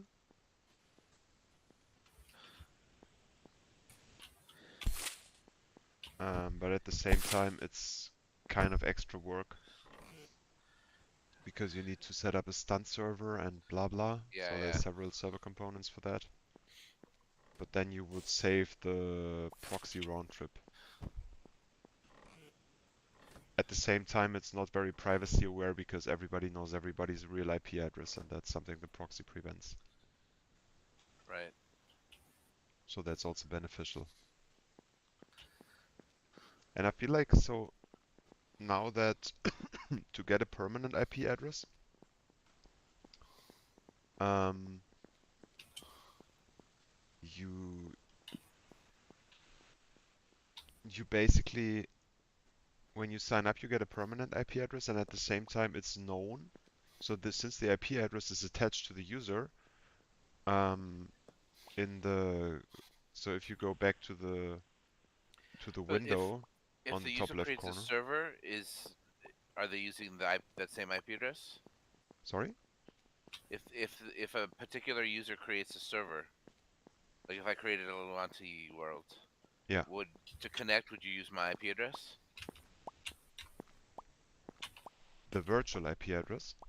The the fixed one, What do you the mean? the Sorry, I one that don't doesn't understand. change. You said everyone's assigned a permanent IP address. Yeah, if you sign up, you get a permanent IP address. Right. Is that the one that people would connect to if I created a server? Yes, exactly. So doesn't that create a problem? That means once somebody knows my IP address, they can connect to any server I create. So point A, I want to build a filter. I'm not sure if I want to build it client-side or on the proxy itself, but basically you will be able to configure your server to say, okay, maybe only registered users can join my server. And the proxy Oh. is going to filter and say, okay, if you're not registered, you can't connect. Mm-hmm. I'll probably solve this with a bit somewhere, so registered IP addresses will have a... I didn't do that yet, but unregistered IP addresses will have an unregistered bit, basically. And at the same time, since the user behind an IP address is known, I mean, it's only username and password, so there's not like real privacy, whatever violating accounts, but you can, for example, make a game and you can whitelist your friends, and then only your friends can join, just on the network layer. Or if you want to ban someone, you ban that person on the network layer with the IP address. Hmm. And at the same Now, time, this all assumes that there's a single proxy server, like because you don't have a network of proxy. Like you don't have yeah, if two people are using your service and they're say both in the United States, you're still going to have the proxy server go through Germany. yeah, I mean, one option to improve that would be to have proxy servers in several places and then have a priority connection between the proxy servers, right?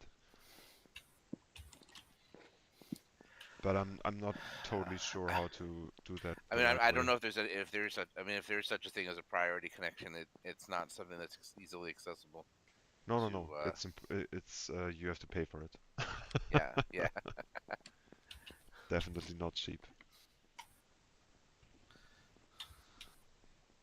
But I think if you want to have a proxy server close to you as your entry point, then this is probably the way that how it would make sense. And at the same time, Luanti doesn't generate huge amounts of traffic. So unless we Do you make still this have platform like some? really big, I don't think it's, yeah, don't Do you think it's still a have real. some endstone with you? I I think I do. gave you all of it. Oh, Okay, Para has some. thanks. Yeah.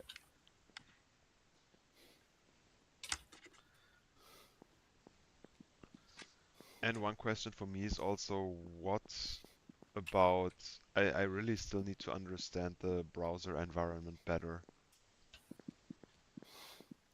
and the limitations of web transport. Because I wonder if there is also like this packet batching or stuff like that, if that is also going on with WebSockets. Maybe I even misunderstood it completely and it's not even happening and the issue is still somewhere else. But in the Chrome network log, I definitely saw something about minimum 25 milliseconds, something, something. Hmm. But yeah, I need to understand that better.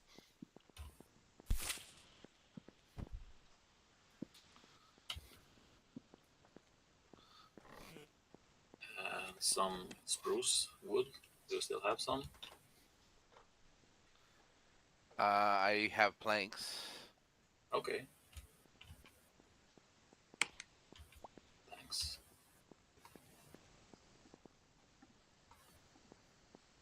And one problem about, so to be honest, I don't understand that much about networking. But from what AI told me, and it sounded to me like it makes a lot of sense, is that if the outgoing packets are batched somehow, then this increases jitter because the multiple packets that would have different timestamps then arrive at the same time, basically.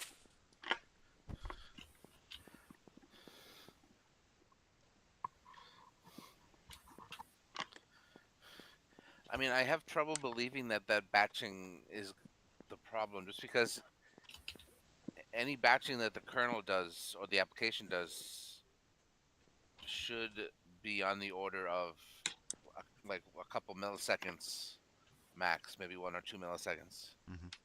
I would not expect it to have 25 millisecond batching or anything because that's, Sounds slow, right? yeah, that's really slow.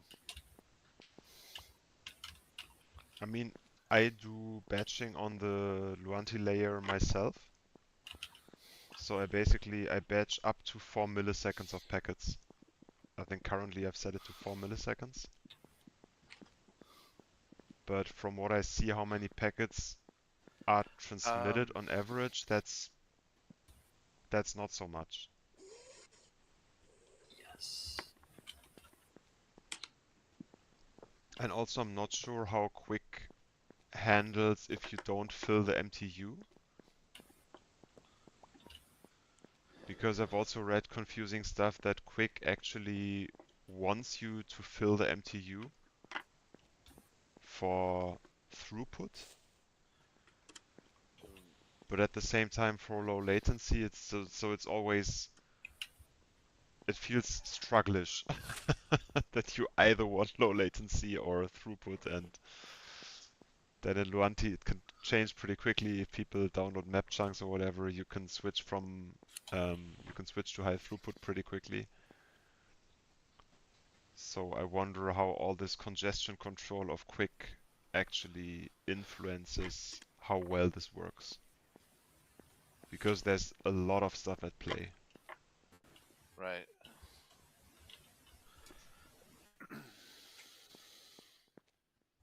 And who knows, I mean, maybe there's just that one smart setting that I didn't do right, and once we change it, everything is amazing. Who knows?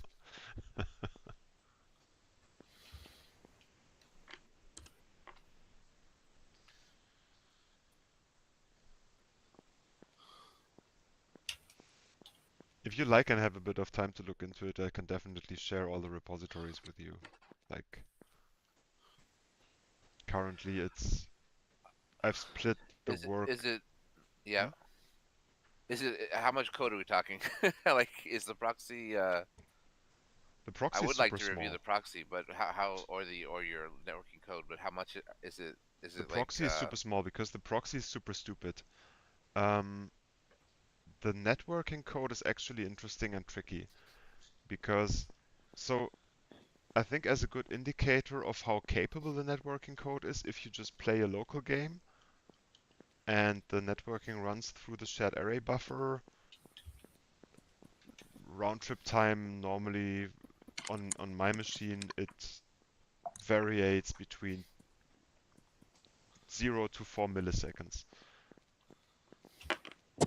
Or 0 yeah? to 3 or whatever. And I think this might just be threading or whatever, but you basically have no round trip time when you play a local game between server and client. Have you set up like a local proxy that you can just simulate connecting to the proxy Yes, you locally? can Yeah. do all this locally, and for local proxy you need, so web transport always needs TLS, Yep.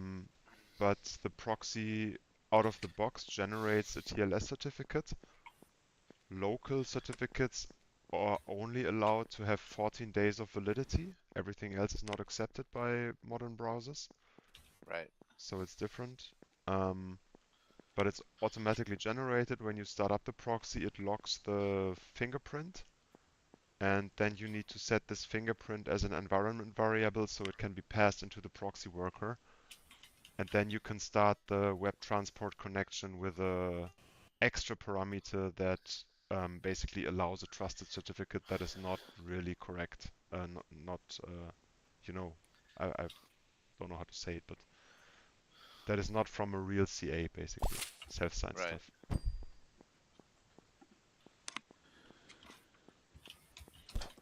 So when I started to develop this, I built the proxy server and because the Luanti fork I made, I didn't want to include the proxy code because it also blows up the repository. So the Luanti fork I made, that is fully open source. Everything that's in there is just the code for local networking, so the shared array buffer stuff. And then um, I moved the JavaScript side of the proxy server into the casual DE repository because now I have everything nicely in TypeScript. It's well typed. It comes together with the website that is running on, and it's all in one package basically. So the proxy server and everything, it's built. So the Luanti repository is a submodule, of my website, and then my website has the proxy code and everything on top. Hmm. And the Rust proxy code is its own repository.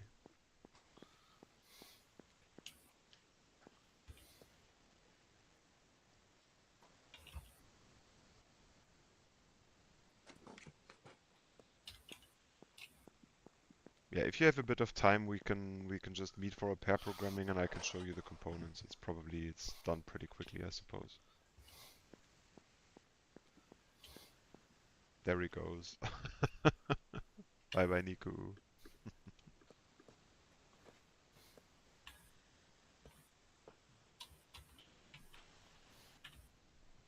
And now the latest update is that the proxy server can handle JSON Web Tokens, because that's actually how the IP addresses now work.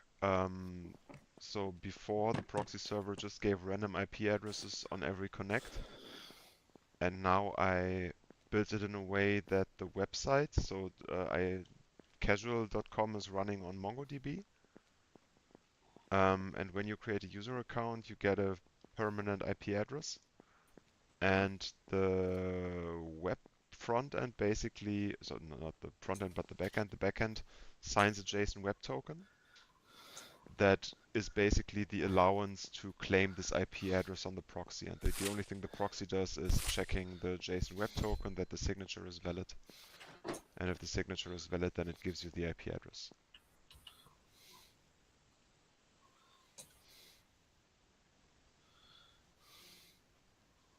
So if you click the icon in the top left corner and bring back the window, you probably still guessed, right? Yeah.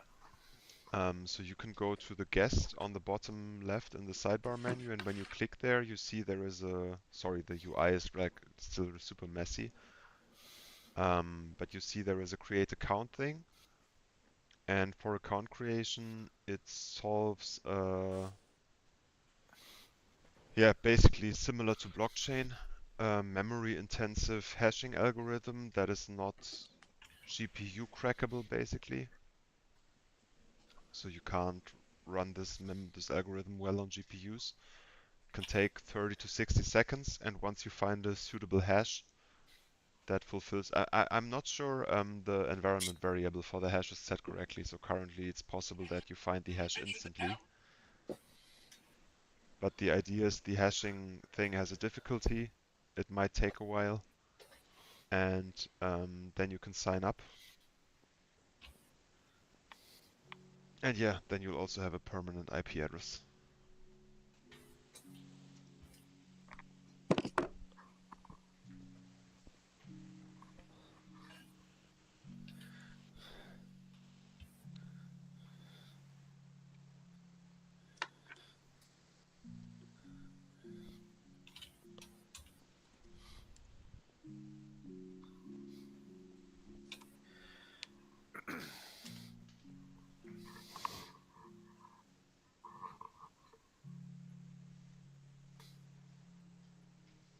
It's still all very messy, but I feel like this starts to become the vision that I have for the page, because you have like this always available game window, like this is your main application and multiple games will be in there. Yep. Also, it now has clean exit and restart handling, so you can actually, if you quit the Luanti game, then this is detected, the main window goes back open, and you can even restart the game in the same session because it's modularized correctly and everything. So lots of nice to haves. I also just 2 or 3 days ago I updated Emscripten to the latest version, like Emscripten 5. They just made a major version update.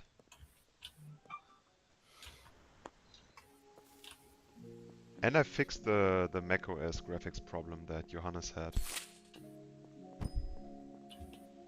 Yeah, but I think I already told you that, right? Why is there a zombie, Niku? Where? Here. They just dropped a zombie. Oh, is it a mini zombie? Oh, inside? I think it's a mini zombie. Yeah, okay, that's possible. These can spawn, right? That is indeed possible. Fair enough. A It's not the special case. zombie. It's not the case in Minecraft, but this is normal for our game Nice. because we allow each type of zombie to have independent height. So baby zombies have their own height. In Minecraft, the spawning works like it's the same. Whatever kind of zombies want to spawn, they first check the size of the adult zombie, and if there's room for an adult one, then there will be spawning at them. And I it's see. only at that point in time where the game checks if it should be a baby zombie or not. I mean, it doesn't check; it just applies a random chance. Nice. Yeah, you know, it would be useful for our game as well, but it's not that important, I guess. Man, nobody merged my pull request. I just took a look.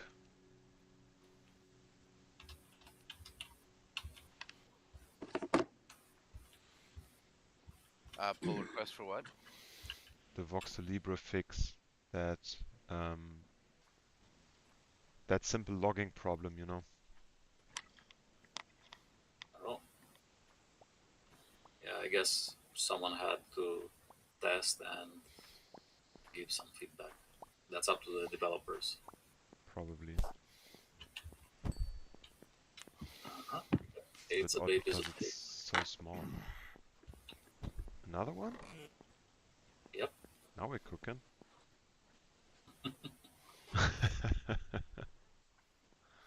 We have a kindergarten.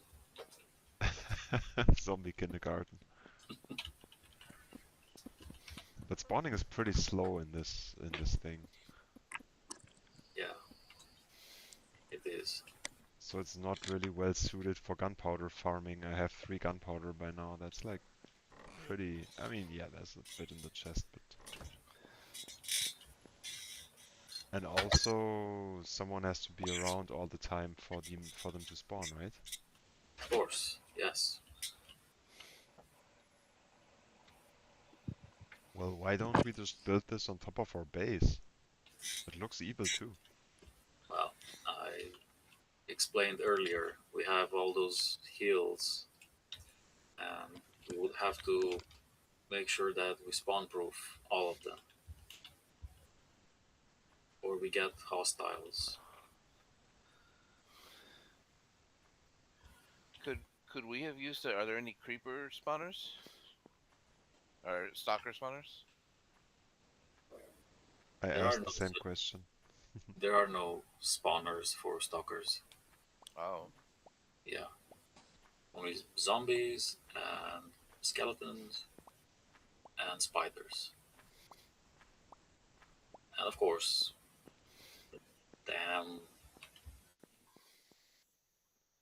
those little silverfish, those annoying critters in the stronghold, the portal room.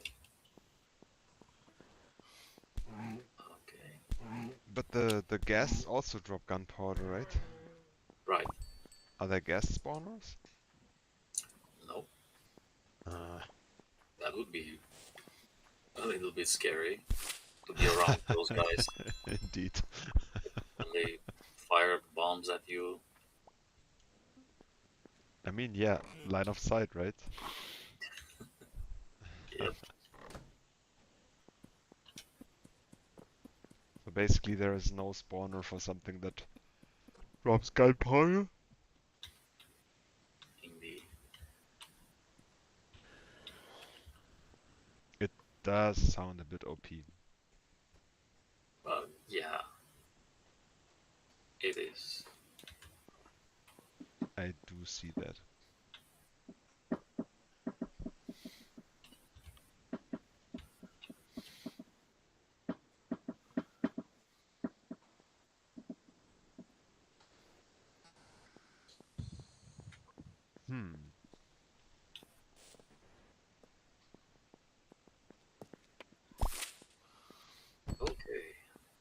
think I'm done with this,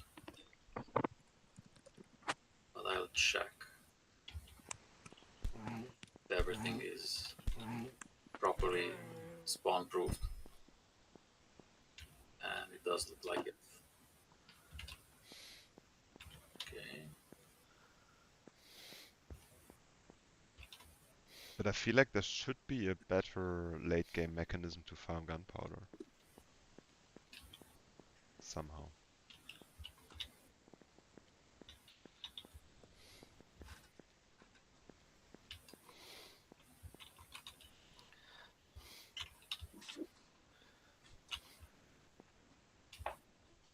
How many rockets can you make from one gunpowder? Only one, Oh I think. gosh.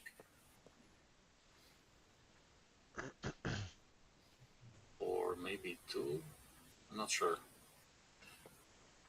Yeah, but still that's... I mean, if I consider how long we are waiting here, and then every second guy drops a gunpowder, that feels unrewarding.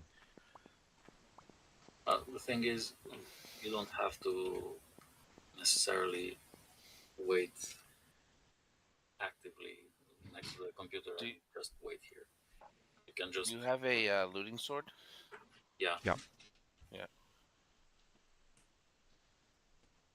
We also have looting as an enchantment.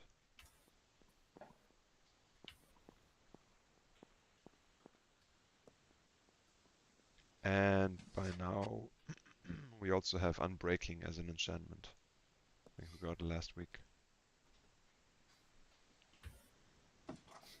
Oh, interesting. It says that wireframe is not supported by the video driver. Yeah, that is interesting. I have the same problem with the NVIDIA driver, so maybe it's a GLES2 problem actually. But at the same time, I wonder because what's different, because now I see wireframes. Or is wireframe that it would also show blocks and players in wireframe and transparency only? How would it work? The wireframe is different. Okay. If you start a local game, you will see what that is like. Okay, yeah. You can see a lot. Interesting though. I mean, on a local game, you can also switch the graphics driver to GLES, right? Like GLES2. I Yep. wonder if that's actually the thing.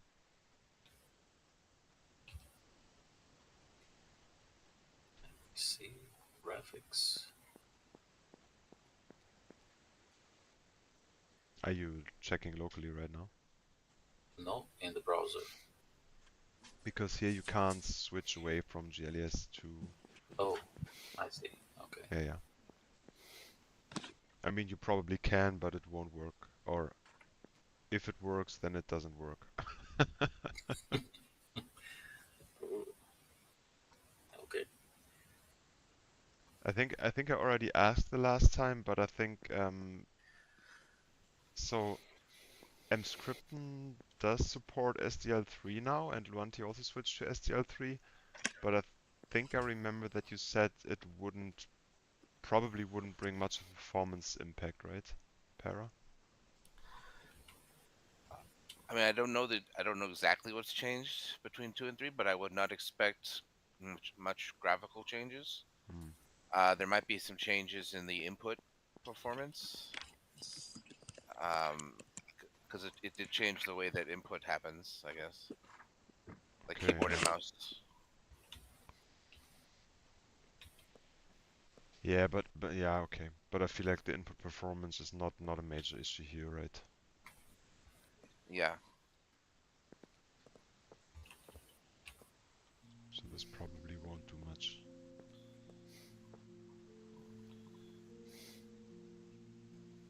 I wonder what the next bigger goals should be actually. Well, access to screenshots if you're thinking about players. It's so funny that you like that so much, but yeah, it totally makes sense. Yeah, well, it is actually important because we don't have any kind of access to the screenshots, and when players want to share something that they found, that's really important. Hmm.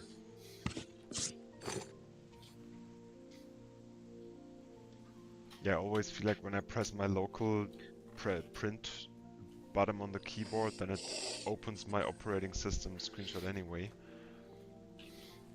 But the Luanti F12 screenshots, yeah, if you're used to it, you probably want that.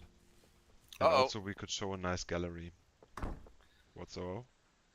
I just tried to fly off, and I was gliding for a few seconds, and then I almost sank straight down.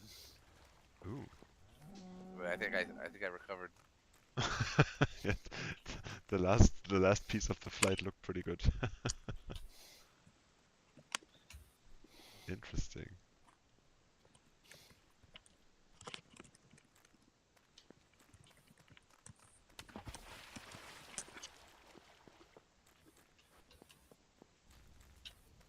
If you stack water on an existing water block, you basically destroy it, as long as it's a water source. Yes. That makes sense.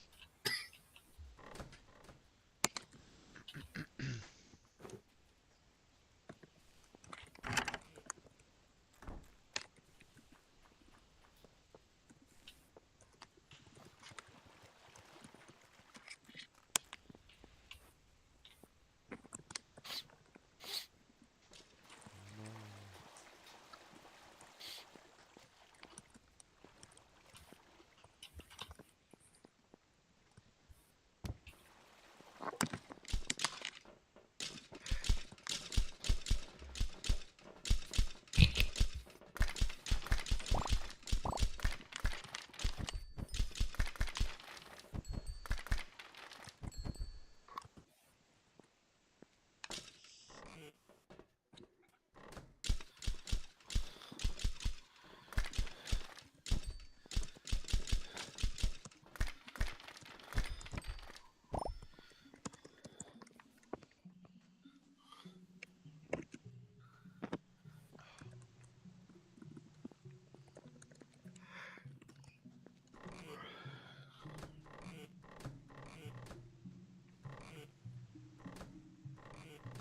Oh wow, we really do have a lot of chests at the skeleton farm.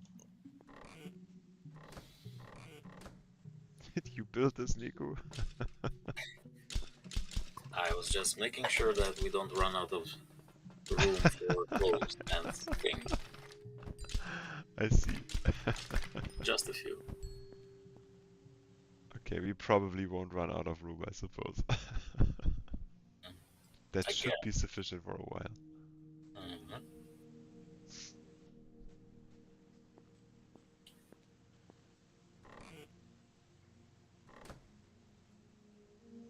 We also do have enough bones. Hey, Oktay Achilin, he's back. Akchikalin. Sorry, I have a hard time pronouncing your name.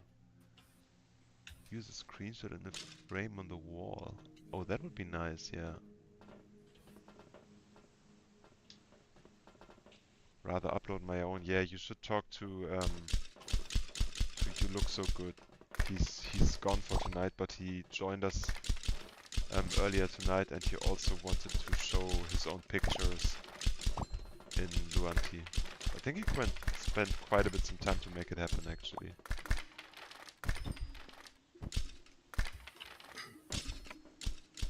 But yeah, didn't you also say, Niku or Para, that there was some plugin to load your own images? I'm not sure exactly how it works on a server, but locally you can add your own skin.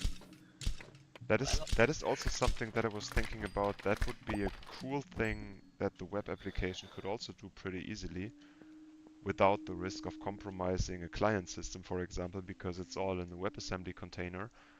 That you could add stuff on the fly, because I suppose, I mean, it was just an assumption, but I assumed that, for example, if you would have an image and this image would be loaded into a frame on the wall, would the server cache all of this at first load or when the image is used the first time? And the same question for player skins, because my idea was that in theory it would be possible to do this hot in a running server. So, and since we're on the web and since we already have a communication channel between all clients, for example, if you create a new skin, then it could be copied to all the game clients simultaneously. And then once every client has confirmed to receive the asset, then you could choose that skin, for example, and all the clients would know it because we just copy it into the in-memory file system. Well, this is not a hard problem. The way Right?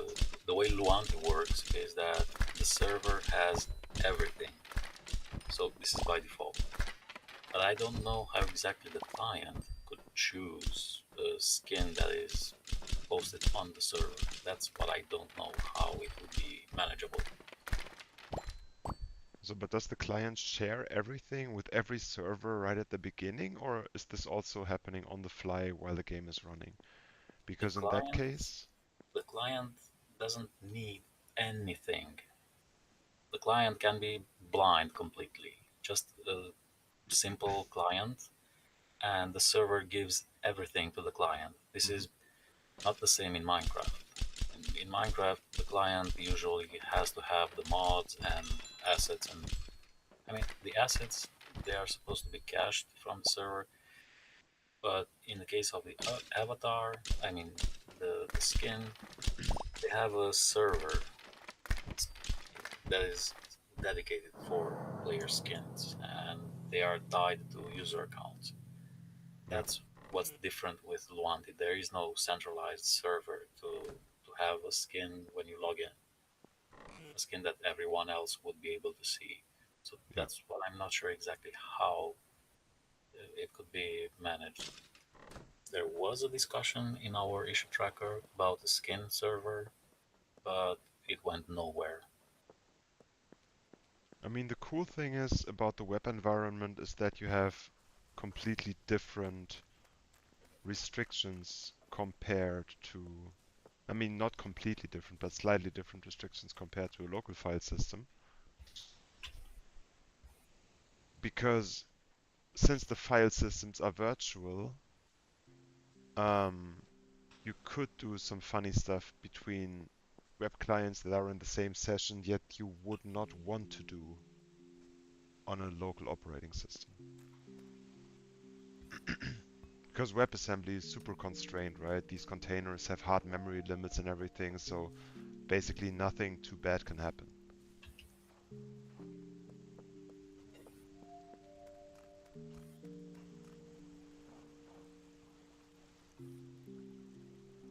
It's an add-on where you can upload your own skin. Don't know if everyone is getting it right away. Yeah, I think that is true because of what Nico said. So as long as the server gets the skin, then the moment a client wants to display the skin and doesn't have it, the server will happily deliver the skin to that client. So you might not see a player with a newly uploaded skin for a brief moment, but then the skin will be delivered as block data from the server to every client that needs to load it. So I By think the it's way, basically a self-healing system. we seem to have a lag problem. Something's going on. Take a Ooh, look. damn it. Uh, so you have lag? I was unable to use my hotbar slots and inventory slots for a little bit, for a few seconds actually.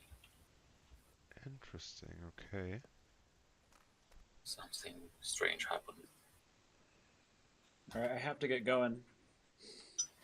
Okay. Okay. Nice that you've I've been been here here the whole time. around so long. Yeah, the technical conversation's interesting. Actually, I'm like trying to learn a bit or two because I can do a lot with Claude Code, but I like there's a lot of basic structures that I'm still learning. Hmm. Yeah, it's good. Actually, I mean, I'm a software developer, but AI also helped me a lot to understand the Luanti code base better and to build that Rust proxy because I haven't worked with Rust a lot.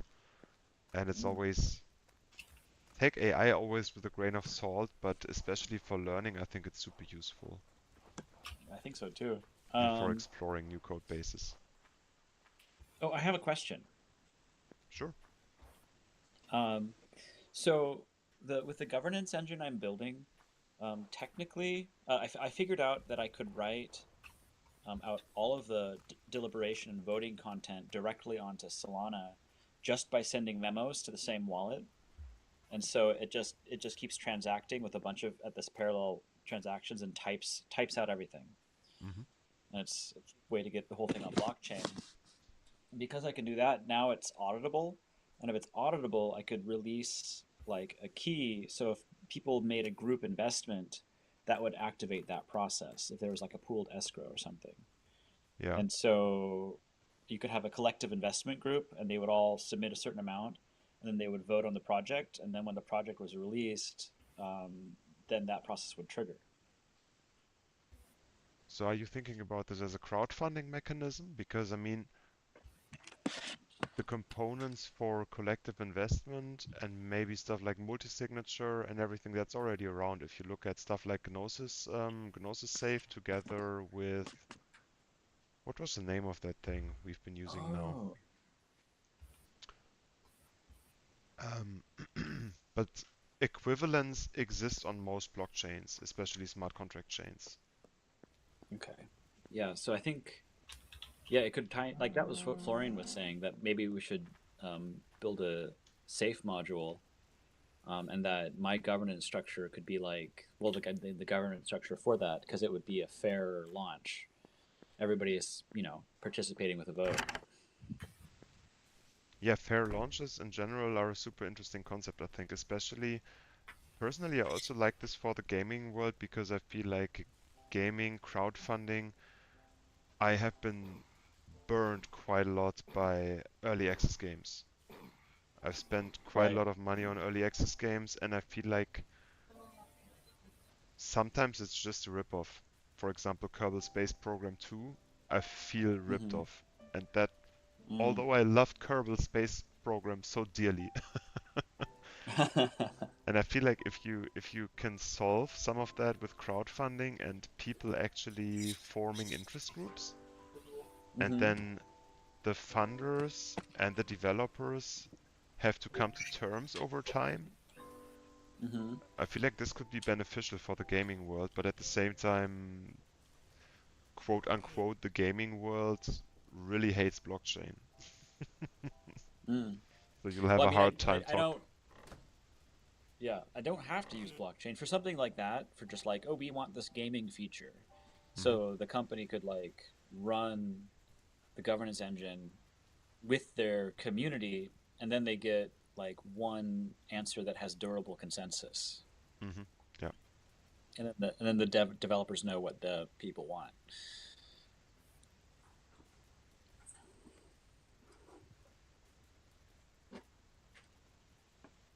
Yeah, but sorry, what was Yeah, the well, that was question? it.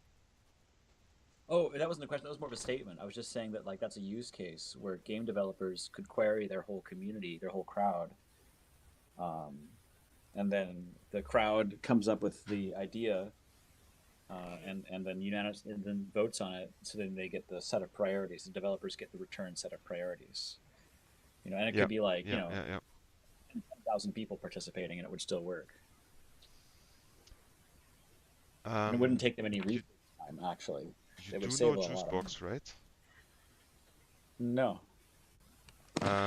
Check out Juicebox, which is, I mean, it's not exactly what you're describing, but they have a mechanism where you can put fun. So basically, the idea is that you can fund something, and the something that you're funding has a financial plan.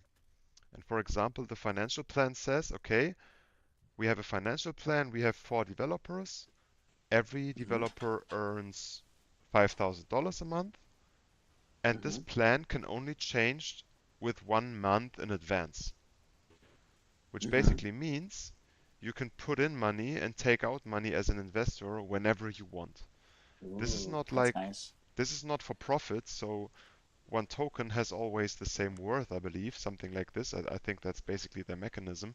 So it's not about making money with all this. It's not like gambling and increasing your token worth or whatever.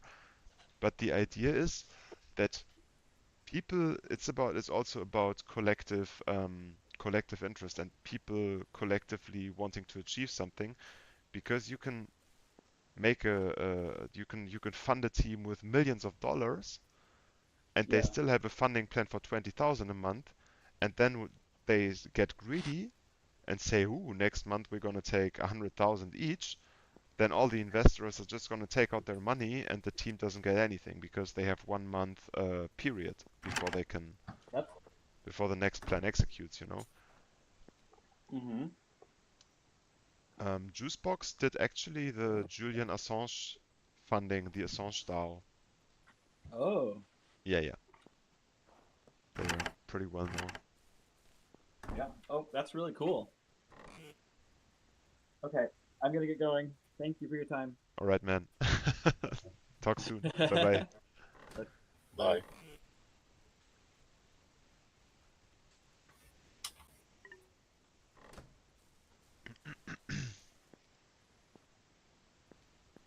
Yeah, sorry for that brief blockchain excurse. What is it? An excurse? No, Expose. Expose. I don't know. I'm doing my I don't even lessons. know the German word right now.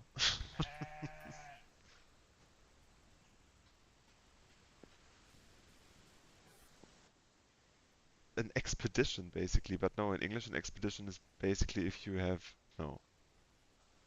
Is an expedition if you go to a foreign country into the jungle and discover something new? No. It is. It is, It is okay, an then. expedition, or it can be a trip. Okay, an expedition. Then the expedition is what I meant. Expedition is about discovery. Nice, yeah. There is the fish.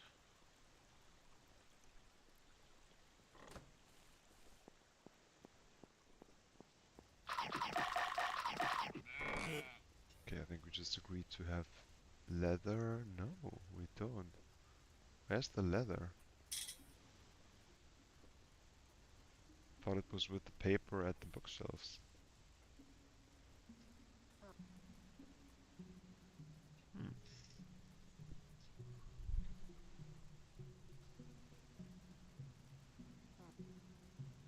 Oh, we still have a dragon egg here.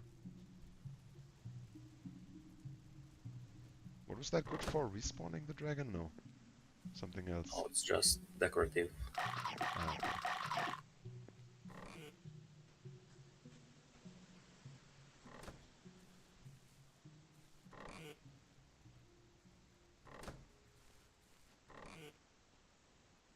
Hmm. Do we have meat somewhere? Cookable stuff?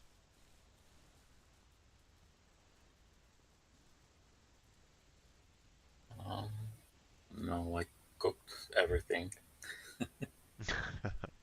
I really had to fix my tools, and I still need some XP. Not so much, but I'm getting there. Yeah, that makes sense.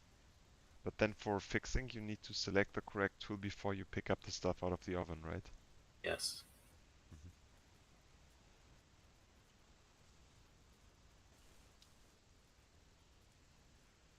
That makes a lot of sense. Where would the gunpowder go?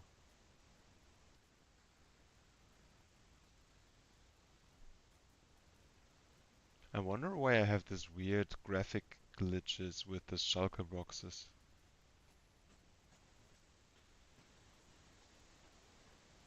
And it's especially strange because I actually assumed the inventory items to be sprites or small PNGs or something. But are they rendered from 3D models? At least some of them? No, inventory items, they're just textures, flat textures. Interesting. Because the shulker boxes look a bit strange for me. Shulker boxes are entities, and I think they have models. But can you see on Common Ground how it looks in my screen share? Just a moment.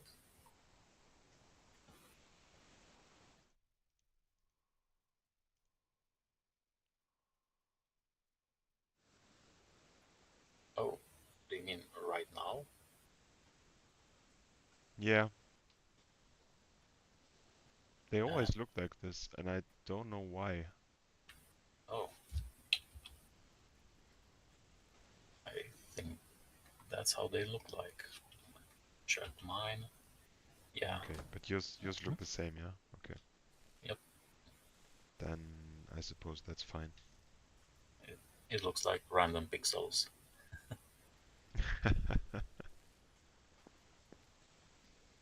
Yeah. I guess that's the texture. Yeah, I figured they would maybe be rendered from the 3D model actually.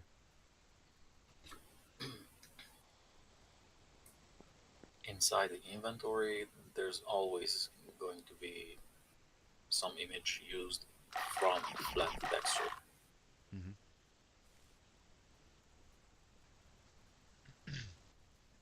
Yeah, that's fine then.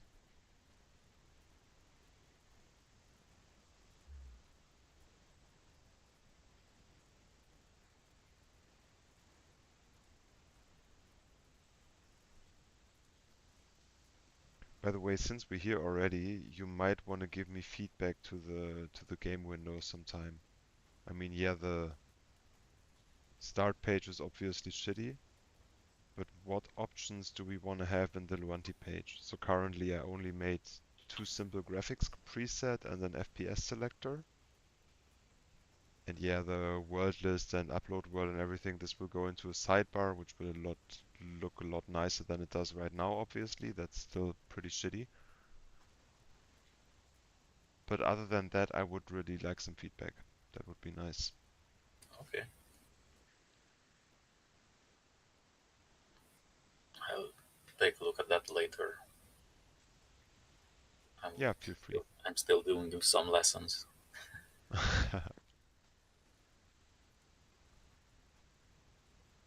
Oh, also I wanted to bring back the plugin that shows the connection quality of people when you press shift. Oh, right. What was the name of that thing? Um,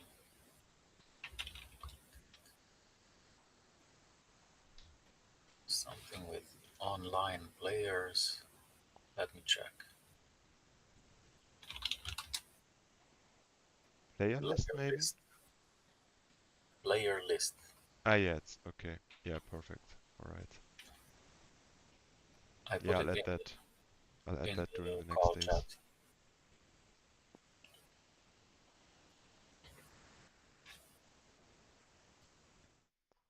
Ah, yeah, here we go. Yeah, that's the one I also just opened. Nice. Yep, I'll add that.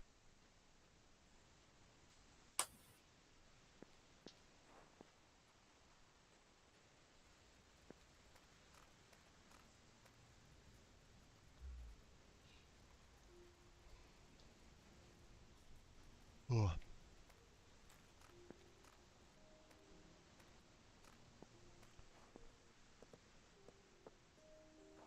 feel like I'm getting close to sleepy time.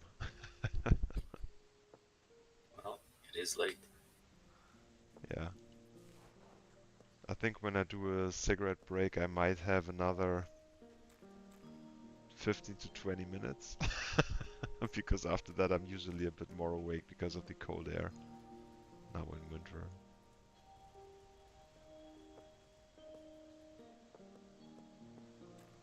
Damn, I actually wanted to build a castle here and I never did. What a shame. Next time. We were quite busy with the stalker farm. Yeah, understanding how all of this works, first of all. Paradust is still here. Yep.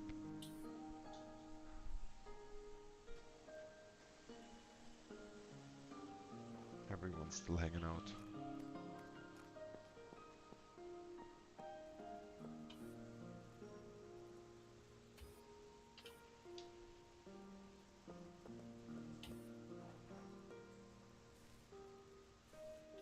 Nah, come on.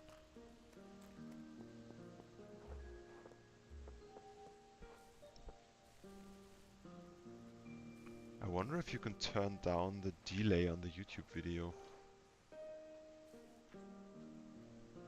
I feel like the delay is pretty massive. People probably need to wait some minutes until they see, so we don't really communicate in real time with people watching. At least from what I see in the browser. Seems quite delayed.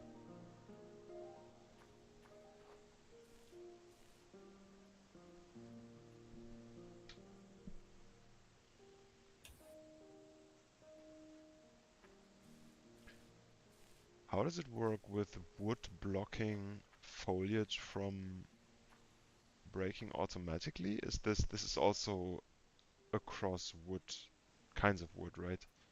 So if I have a cherry tree close to another tree, then this will keep the foliage from the other tree from despawning, right? If you have logs close enough to leaves, within 6 blocks, I think, then the leaves will not despawn, will not decay. Yeah, yeah. Feels reasonable. Well, not really, but it can be quite annoying sometimes. Yeah, I mean, it's good to have some rule. True. And it's easy to evaluate, so. Yeah, that's correct. As long as you know the rule, it's fine. Yeah.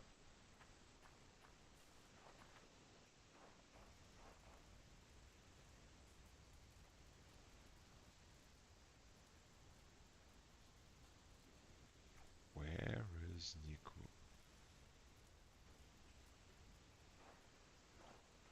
Ah, you're back on the stalker farm. Yep. I will spend some time here to get more spawns. Why not? Yeah, that's a great idea. If I'm going to idle somewhere, this is the right spot. True that. Wait, let me. I just.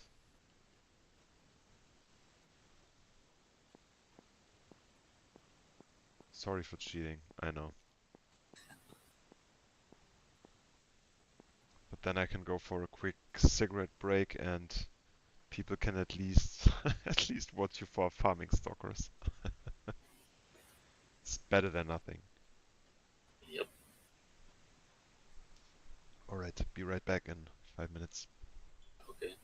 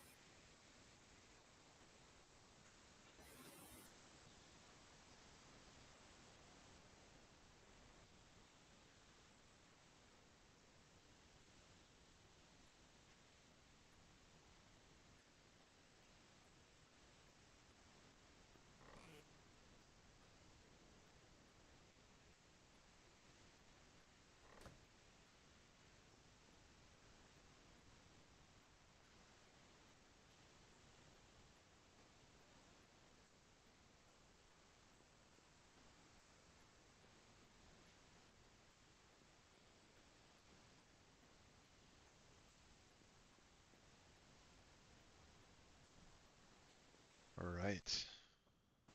I'm back. Well, How much gunpowder have you farmed? almost nothing. Impressive. I only got one stalker.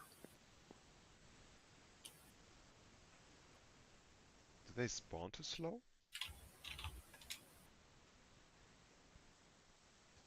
Oh, there's one.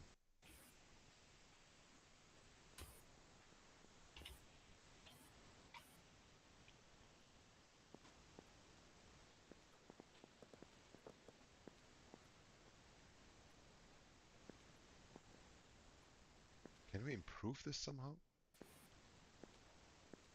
Not really. Hmm.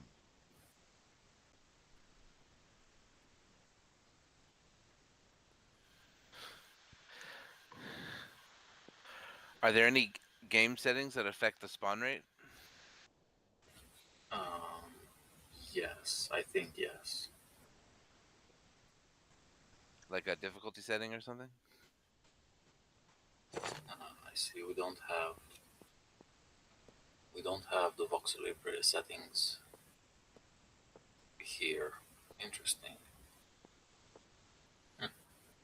Would this I wonder why. should these be there?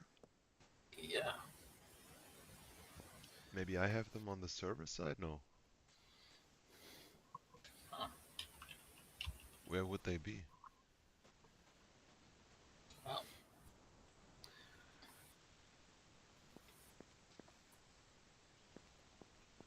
we still don't have all the dynamic settings implemented. I see that if you go to the player inventory, you can see a screwdriver icon button. And if you press that, you'll see the game rules. But Ah, we don't have the mob specific rules. alright. So those are not made dynamic yet.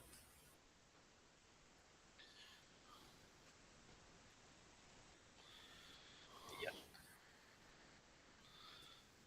The other ones, I mean, the generic settings should be, or configuration options should be in the Luanti settings area. Okay, but there is no spawn rate or stuff like that because this is Voxelibre specific, right? Yeah, but the settings should be there when you check out the settings menu. So that's interesting.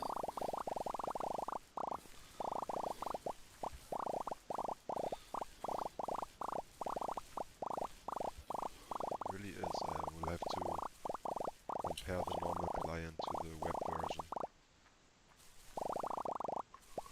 Not really sure why this could happen.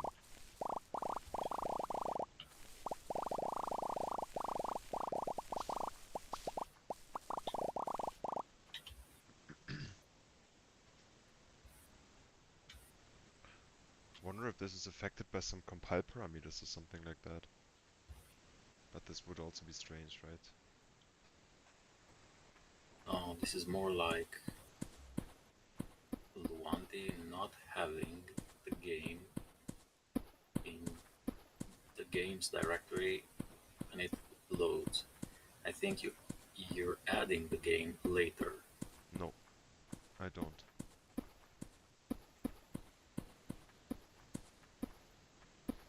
Well, if Voxelibre is in the games directory on load, then Luanti should pick that up. There's a file called settingstypes.txt that Luanti reads from all games. Interesting. So it definitely is there when the Luanti main function is started. Because that's how I initialize the module. I Yeah, wonder why this could happen. Something is a little bit strange in this regard. I'm not sure exactly. I can't see anything in a console log.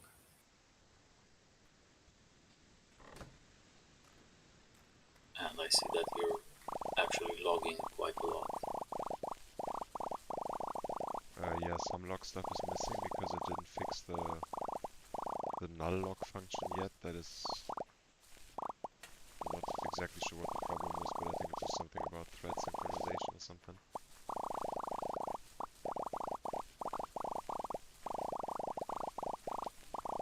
Yeah, I couldn't find anything about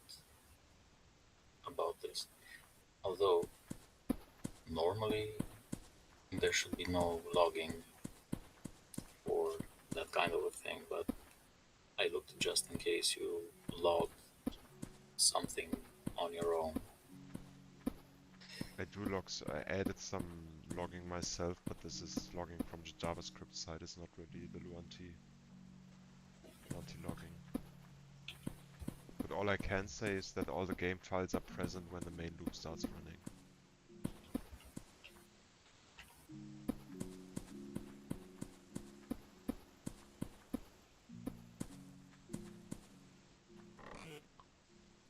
Wait, the game files are there when the game loop is starting? Yes, Well, maybe that's the problem, because that's too late. but before the game loop nothing runs that could do anything. This is the main function that is started when the Luanti executable starts. I mean, the game obviously works, it loads, so Luanti can load it, but that's interesting. I'm not sure exactly why we don't have access to the settings. Hmm, that's quite strange. They should be there. Yeah, we might want to look into that.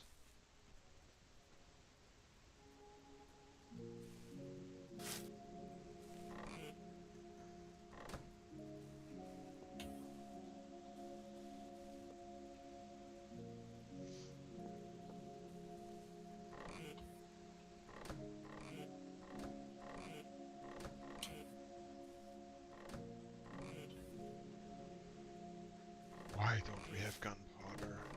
I want rockets.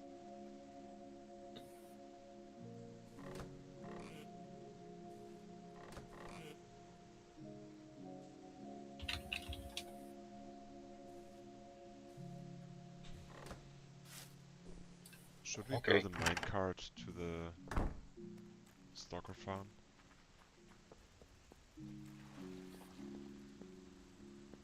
I don't know.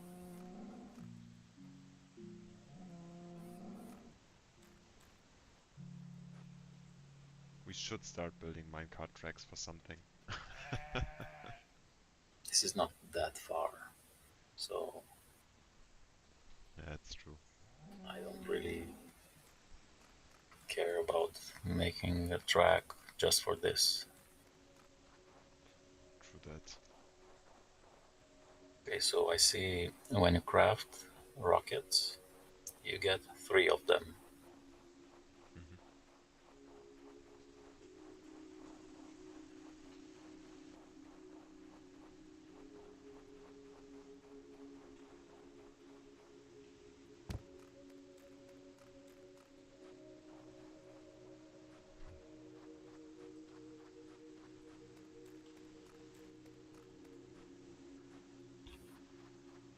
Let me join you.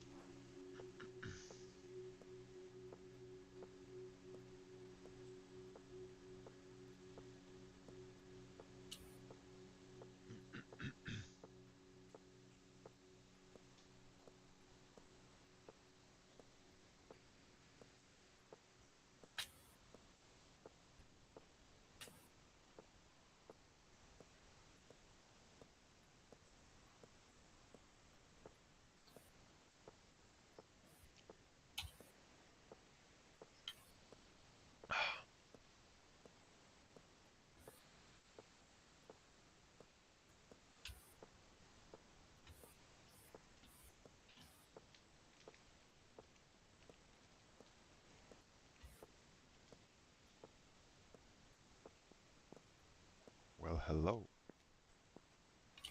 Hello.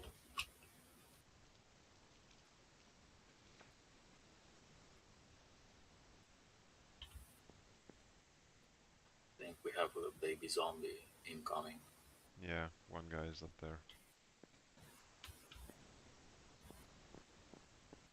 Let's see what it is.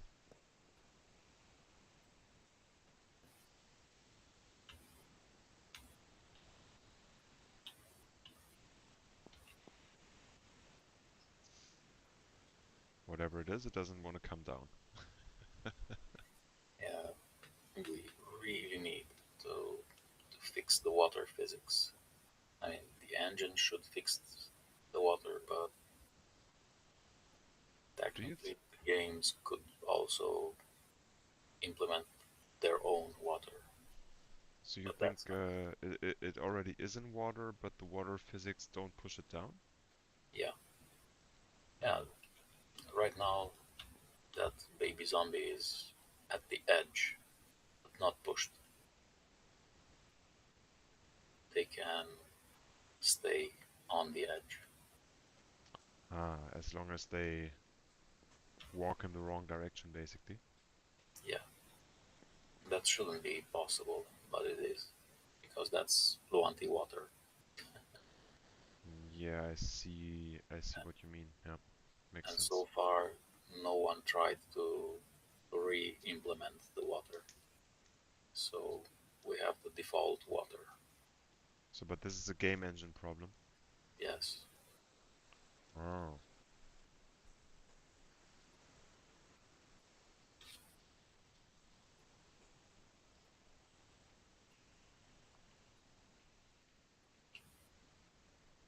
hmm.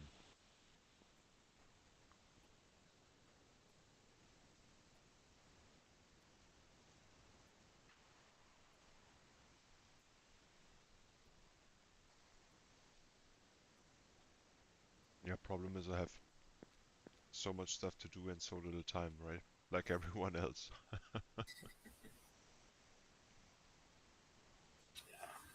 Can't be there are bothered many, fixing many the engine. features. Hmm? There are many features in the engine, so of course they're going to prioritize the most important ones, like performance and graphics and all kinds of things, networking. Yeah, but they kind of do a good job, right? So if you, at least in terms of graphics, like the graphics improvement and performance improvements from 5.9 to 5.15, that's wild. Yes, true.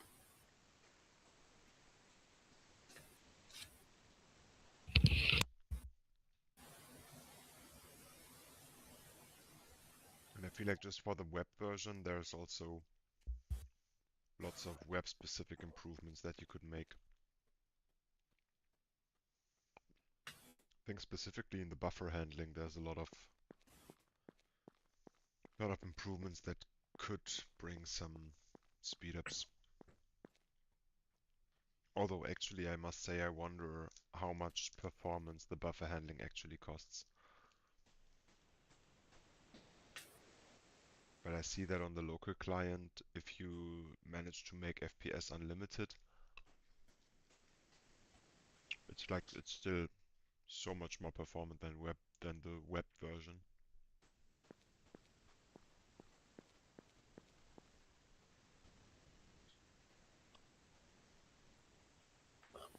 Yes, the browser is not as performant as native drivers.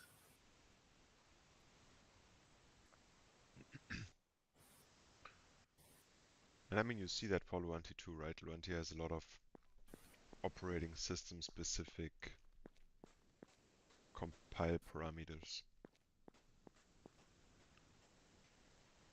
and operating system specific, how is that stuff called in C++? Templates? No. Macros? Yes,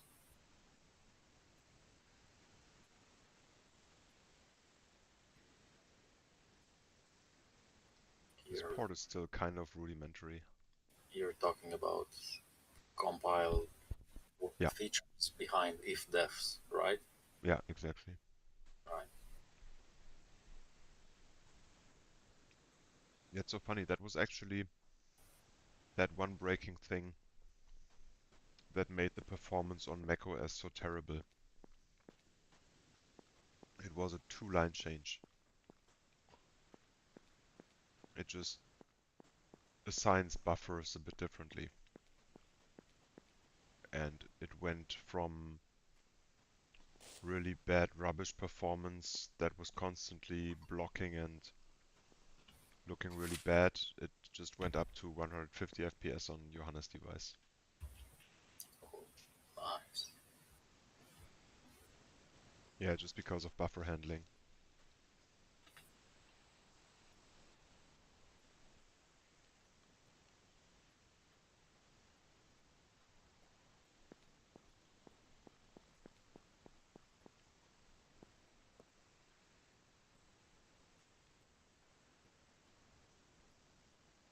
And I mean, I'm not a graphics expert at all, so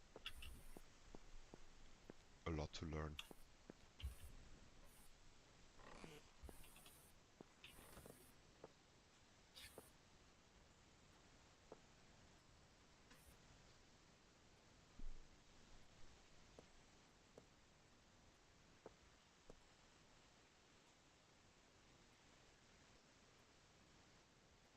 It is always interesting though, because like in lots of scenarios, good buffer handling can bring massive performance gains. Take alone JavaScript, when you do bad buffer handling, you have like constant garbage collection, massive garbage collection. And when you do it right, there is basically no garbage that needs to be collected because you just reuse your buffers the right way. The water thingy. Mineclonia has something you can enable for having Minecraft-like liquids. Have you tried that? No. Actually, I haven't. We haven't. Interesting though, I wanted to add Mineclonia to this build anyway because I think when I was still working on the 5.9 version, Mineclonia didn't work for some reason. I'm not sure if it was a Mineclonia thing or a Minetest thing, like a Luanti thing. Yeah, I know you had some Yeah, crashes. it always crashed with Lua errors. Well, Um, here's the thing about Mindplonia. They're trying so hard to replicate everything that Minecraft does that they even went for the map generation to be identical per seed. And what? yeah, Oh and my god, okay, that's crazy. yeah, and I don't know, and Proceed. yeah, they want they want parity, true parity, so that you can actually port your Minecraft worlds into their game. Now, it goes without saying that doing something like that is not the wisest choice, because if Microsoft gets upset, they will just kick them in the ass with a DMCA, and that's not great. No one wants that, especially a free and open source software project. Yeah, So, yeah, we just avoid that kind of stuff because it's best. It, I totally get your point. I actually get both points because I understand why people want this, and I of think it's course. cool in itself, but at the same time, it probably costs a lot of energy. Well, yeah, and energy also in the sense that they actually need more performance, I guess, more resources to do all the map gen processing. Hmm. So it is more expensive than what we have, simply because they try to do so much. And the more unpleasant thing about the way they did it, which is hopefully not a problem in the future, but they actually replicated the algorithm. So, yeah, Yeah, that's tricky. it's tricky because depending on what kind of interests Minecraft or Microsoft will have in the future, they might get more than just a regular slap on the wrist because replicating the algorithm itself, that's crossing the line. Mm, Technically, it's not a problem because, at least according to the developer who did it, he just heard a description of the algorithm in a chat, in a voice chat or something like that, and then he replicated that. But I don't know what kind of legal defense you can have against the MCA claim that you copied the algorithms themselves. I think the thing is, patents on software are tricky. This is very different. So it's a bit strange because patents on software just don't work the same way they work in the normal patent world, and you can't have a patent on a certain algorithm, I believe.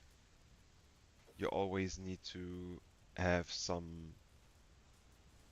Sorry, I'm too bad at English to really frame it, and at the same time, I'm a bit lost legally to know exactly what it was. But I just remember there is a difference, and it's like more of a high-level system that you can have a patent on, but not really on something like an algorithm. I mean, I'm not sure. Maybe you could have a patent on the Minecraft map generation algorithm. Very possible. But I feel like it's equally possible that you can't. It's like business ideas. You can't have a patent or some claims on a business idea. Not possible. Right.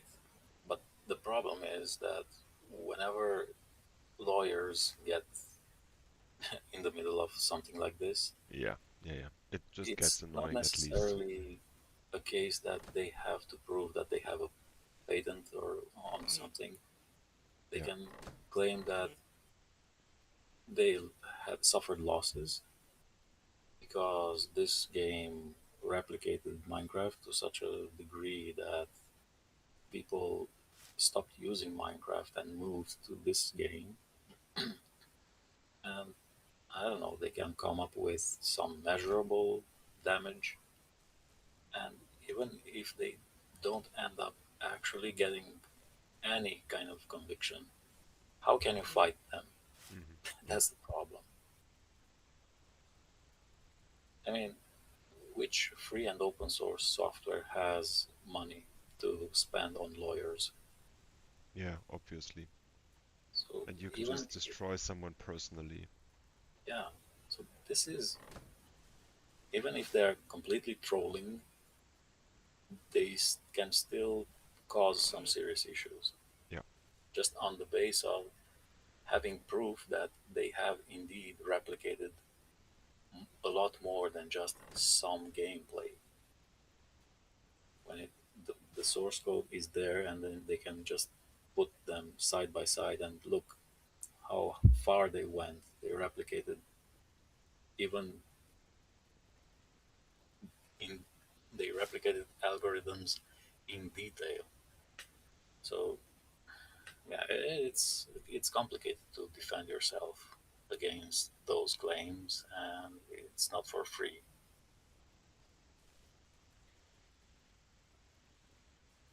Octai says, I could reuse our old Minecraft world, but the villages were different.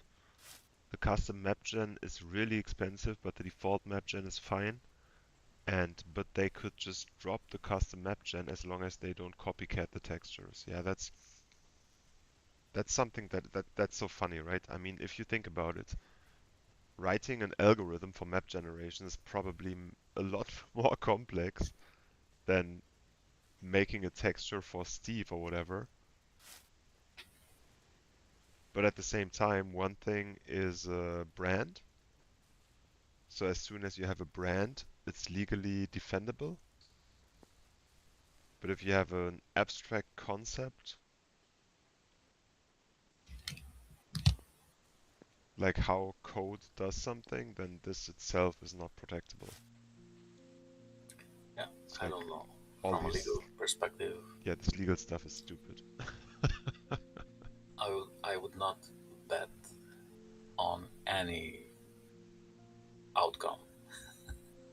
So Yeah, yeah, fair. and of Especially course, if you can't afford a good lawyer for your case, yeah, if you're the that's the thing. underdog. And they have another problem, which is proprietary mobs. For instance, the creeper. They wanted the creeper. They wanted to keep it, and the Enderman. So those are very specific. I mean, the creeper is unique to Minecraft.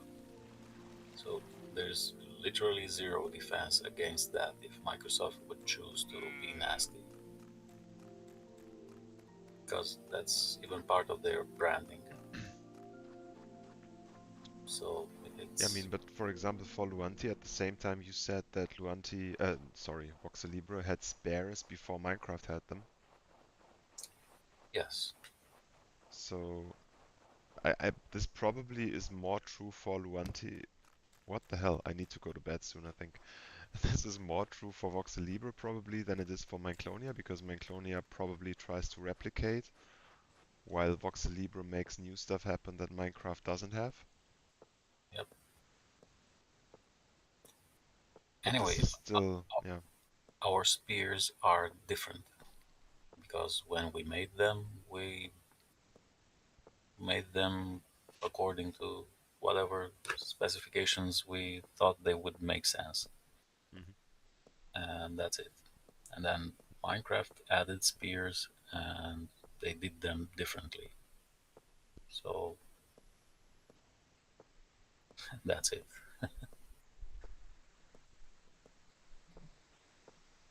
I mean, still the question is, what is the thing that is protectable? Like just the fact of having spears?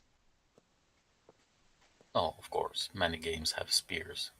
No one can accuse you of having generic stuff like zombies exist in many games or skeletons. Yeah, So exactly. that's not unique to Minecraft for them to complain that, oh no, they stole our ideas or our branding. No, there's no such thing. But if you use the creeper, well, hmm, there is no creeper in other games. The Yeah, creeper, as yeah. as a mob as it is right now, it started as an accident. The, the guy who made Minecraft tried to make a pig, and by accident, the creeper shaped up like that, and it just stayed in as a different mob. So yeah, that is unique. It's complicated to use unique mobs. That's something that we prefer to avoid. It is funny, huh?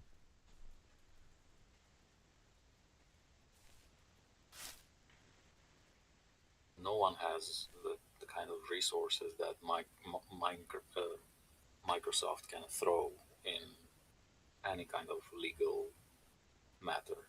So Yeah, it's easy to just avoid that kind of things. yeah, it's true. What do you think about the armor stand and what can you do in Minecraft? As far as I can see, you cannot misuse it in Voxelibre, right? I don't understand the question. Maybe you do, Nico? I'm not sure what kind of misuse is Yeah. is the question about. Misuse how? I mean, I know there are differences between how it works, but I'm not sure exactly what people do with it in Minecraft to be able to tell the difference between, or differences, better put. Because the armor stand, I've seen YouTubers do things that I never considered with a lot of items in Minecraft, including armor stands. And they will rotate them with stuff, I don't know, with command blocks and all kinds of interesting or weird stuff. Ah, I see. Yeah, yeah, Pianos. I'm not sure exactly what the question is about. You can create sofas with pillows with it. Pianos, you can push wood onto it. Okay, sure. Yes, this is indeed something that people do in Minecraft. They use pistons to push blocks into other blocks, but I'm not sure exactly how much Luanti allows something like this because they generally don't like when blocks overlap other blocks, which is why we don't have waterlogging at the moment, and I don't know, something else. Yeah, Hmm. this is something that the engine still needs to properly implement so that we can have different things inside of the same block. Like, for instance, if you have stairs, it would be nice to be able to have snow on stairs, but Mhm. such a thing is currently not possible in Luanti.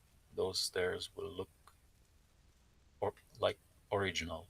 No snow will fall on them just Yeah. because snow as a different thing cannot occupy the same block as the stairs. And that's the case for slabs too, and carpets and other things. Yeah, we Also, really, slabs have the same problem, right? Because everything consumes one full block, basically. yeah, Hmm. Yeah, I see. yeah, we would really love to have this kind of a feature enabled at some point because Interesting. waterlogging is something that we would would have plenty of use for.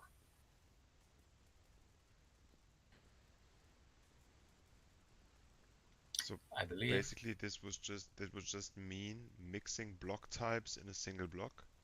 yeah,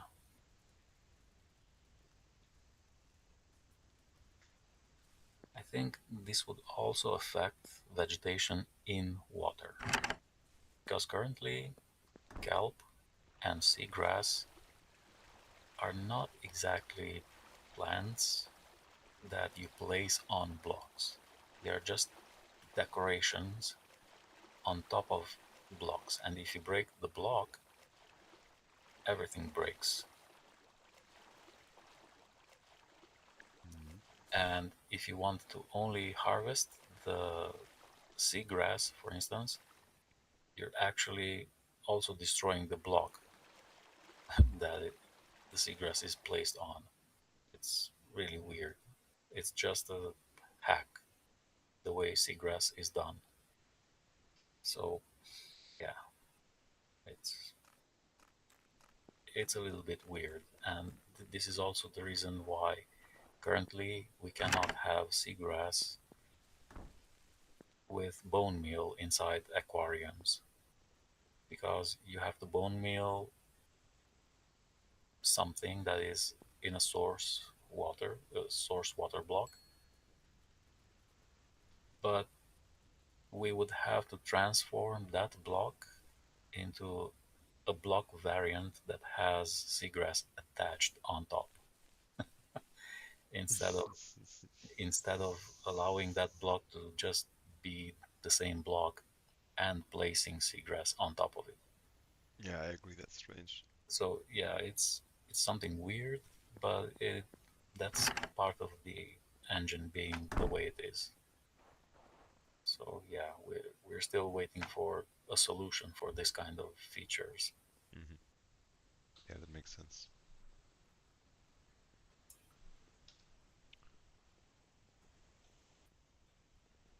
Yeah, waterlogging is also really nice for decoration. Yes, you currently also cannot have ladders in water.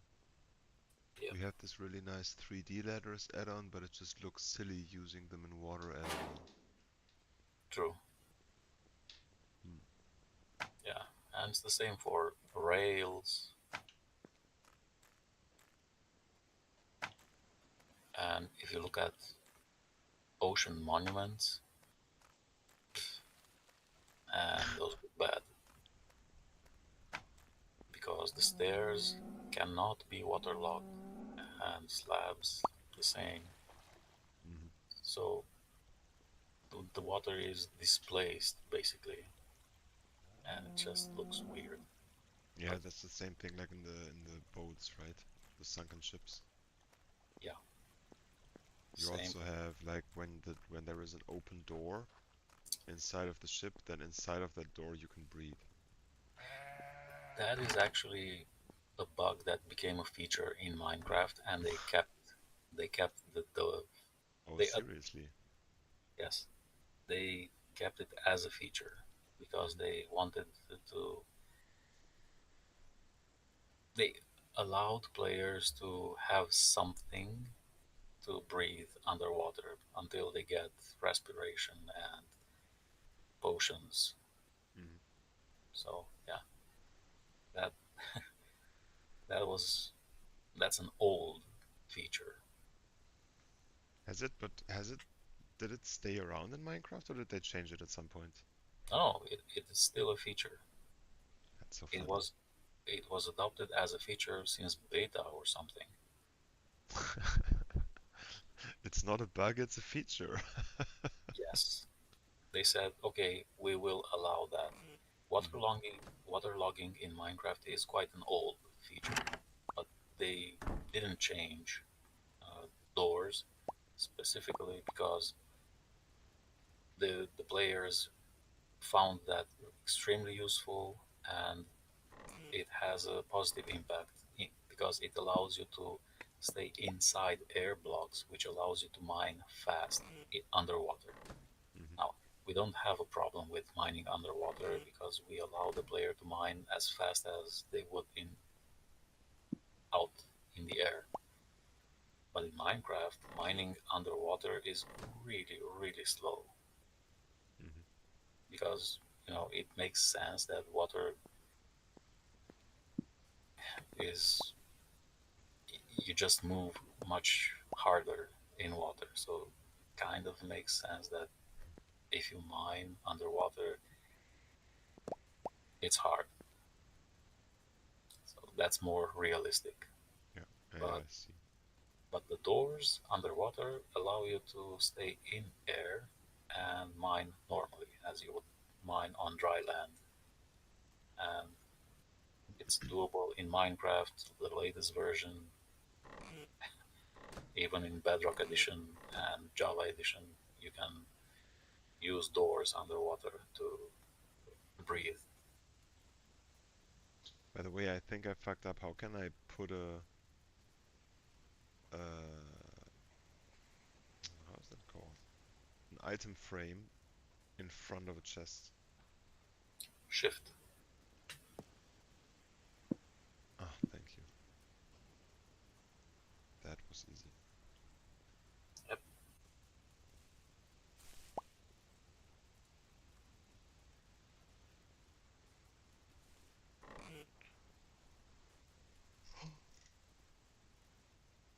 Oh, but I feel like I need to go to bed now.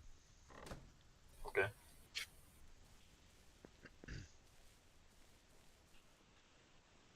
I'm like getting super tired right now. This was nice. Unfortunately, this farm didn't help. The stalker farm, yeah, it was. There didn't come enough gunpowder out. It is pretty cool to build it like this, though. Sorry. But you could also just build it double size, right? True. I could Like make you could, another layer on top. yeah, you need one more layer, so you have um, 7 blocks per waterfall. So you can have 14 if you have one more block height for the first one. Yeah. And then you could also make waterfalls that lead into other waterfalls to have like more canals. Yes, but that's more opportunity for mobs to stay stuck. Well put, yeah. If they don't go It's down a straight corner, then why would they go down a corner with yeah. an I, edge? I I would really like for our water to just push the mobs over the edge.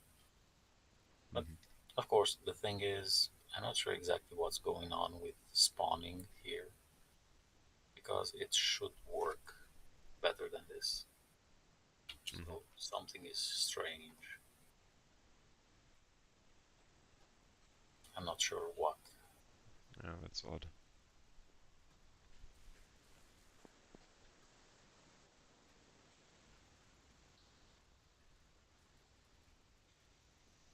Alright, one thing after the other.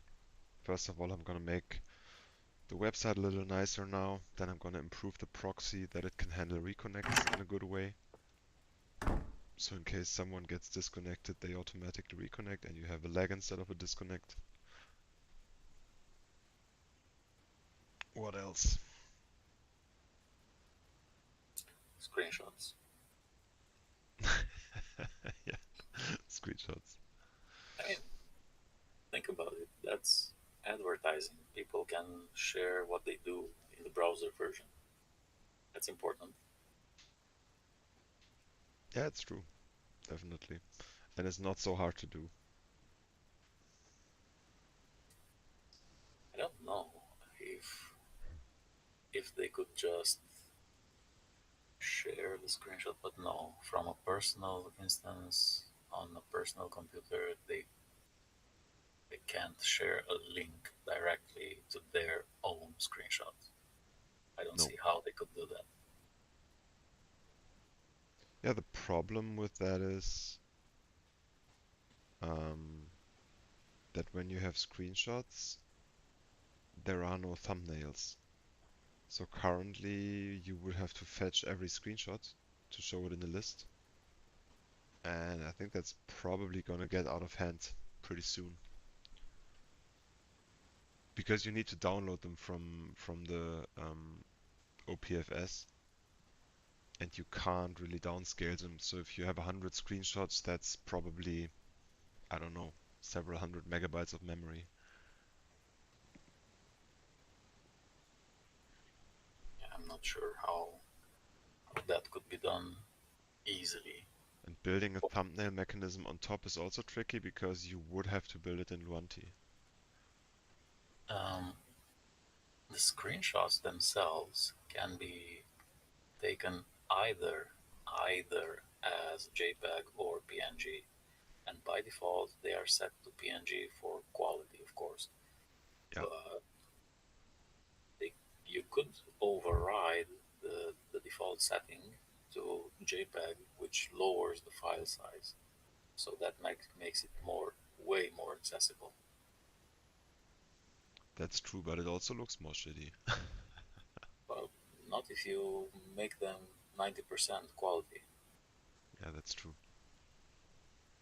I mean, there are even better formats like WebP or something like that, but you probably can't easily find a drop-in plug and play mechanism for that. They're supposed to be supported by the engine, and the engine Yeah. currently supports JPEG and PNG.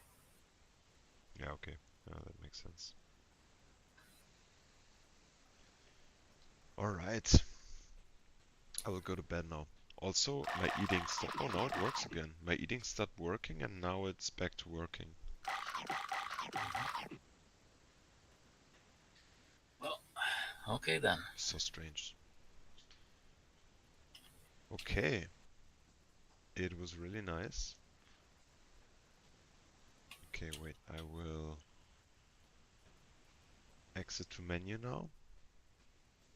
Actually, if you're still in the game, just try exit to OS, because I'm kind of proud of the detection that I did with operating system exit, that it looks nice again after the game shuts down. The game window comes back, the game state has been reset. Yep, it does. Feels really good. The background stays black. Not sure if that's intentional or not, but It should go back to blue actually. Bluish.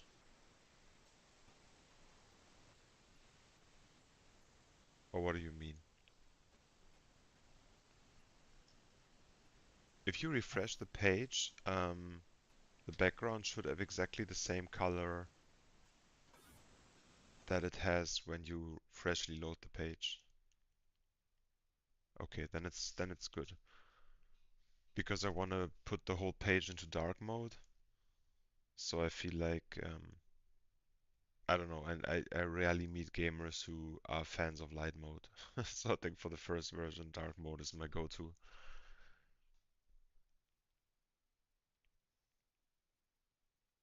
And basically, when it detects that Luanti exits, it just resets the game state, cleans up the listeners and everything. So you have a clean slate, and then you can start from scratch basically. So if you run the game again, you could now even run it again without refreshing the browser. So if it exits, you can just go to run and it's going to come back up.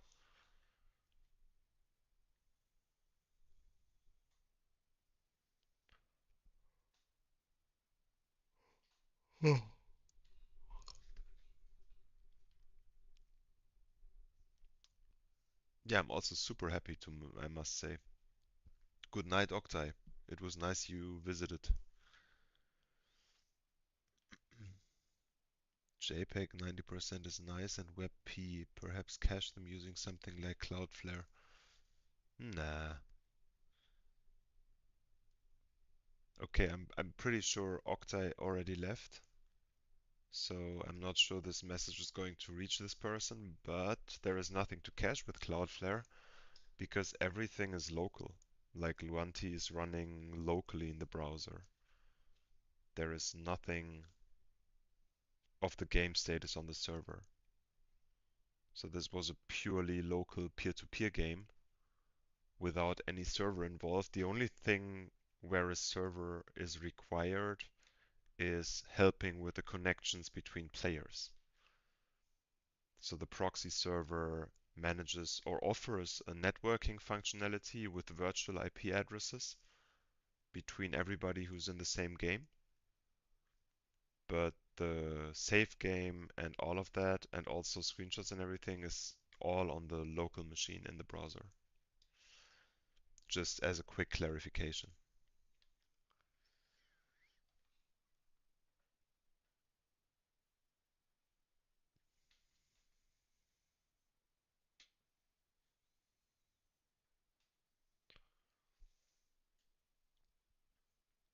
Yeah, honestly, if I want to make this really good, I will probably take the proxy. The proxy will at some point. So if we really get some traffic on this page and more people start playing this version, then I might take the proxy out of it because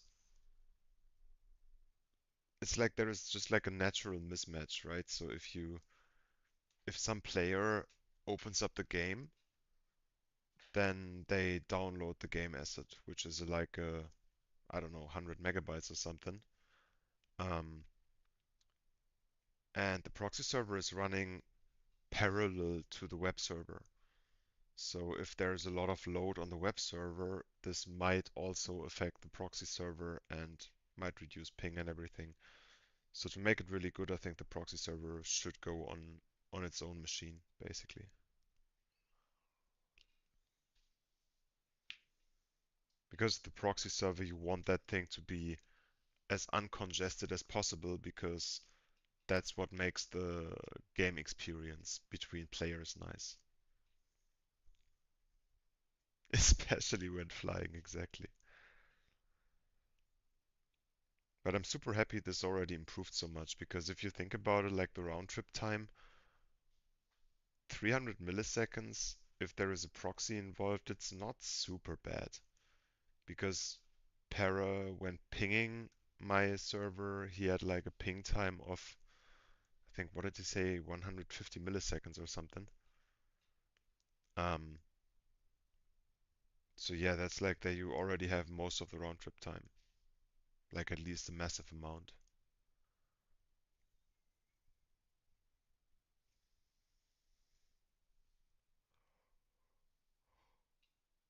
Yeah, I should. Sorry. I should probably add a bit of explanation about the tag to the Luanti page. But first of all, I need to make the game download, upload, and all of that stuff like look a little more polished.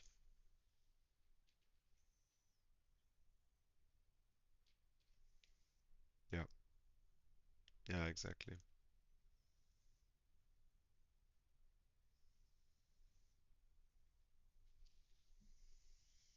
Yeah,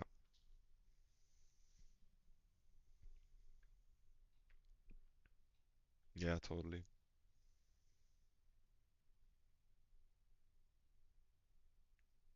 And otherwise, people just don't know what they're into.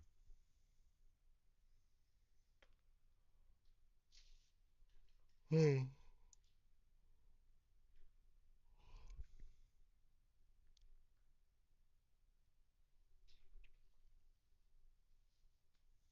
Yeah, exactly.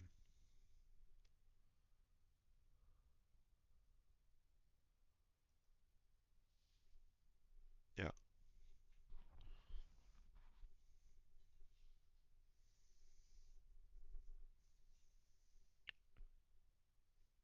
And since we already have presets now, I think there should also be like a instant join right from the menu without having to go to the join page in Luanti.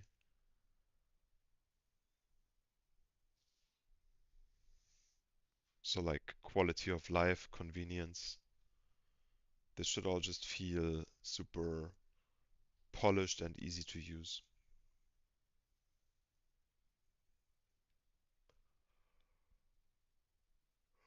Yeah, Luanti is the perfect first game.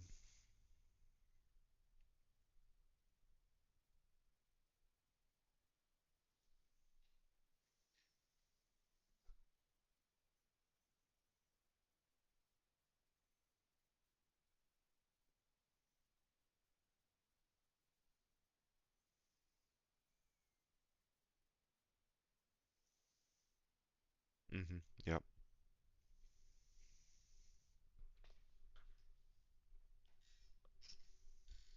Yeah, totally. That makes sense.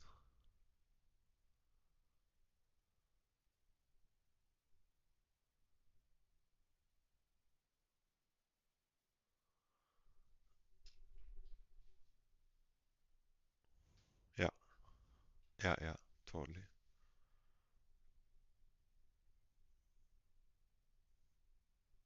Yeah, our full screen mode and everything isn't that great in these regards. And also screen sharing needs an audio function.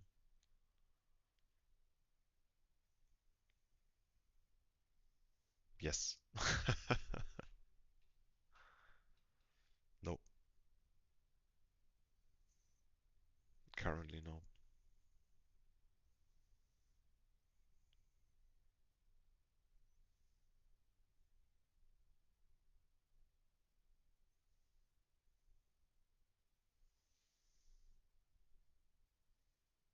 Are you sure?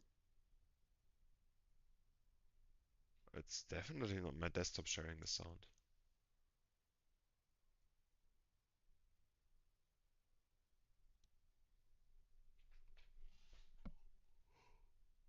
Oh, will I share on app.cg? Yeah.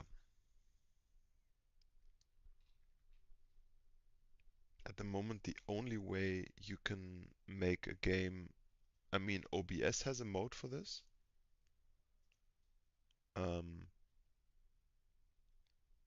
So because with OBS you can simulate a virtual webcam, and that can also have a microphone. So then OBS mixes all of that together into one virtual webcam. And you can then in Common Ground you can select that virtual webcam and then you can manage your sound yourself. But currently that's the only version that works to share desktop audio.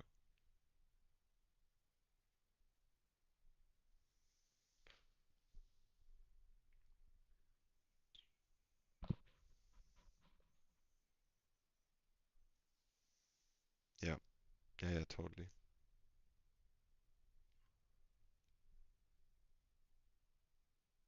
Yeah, well, I agree.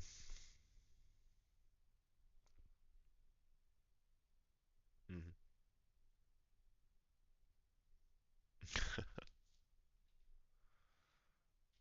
Then you don't need audio. Yeah, it's true.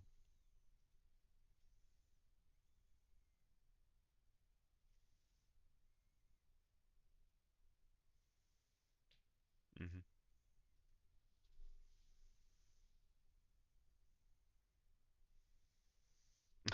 Yeah.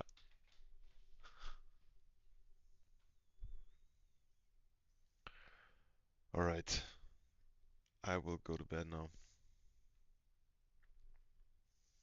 Good night, everyone.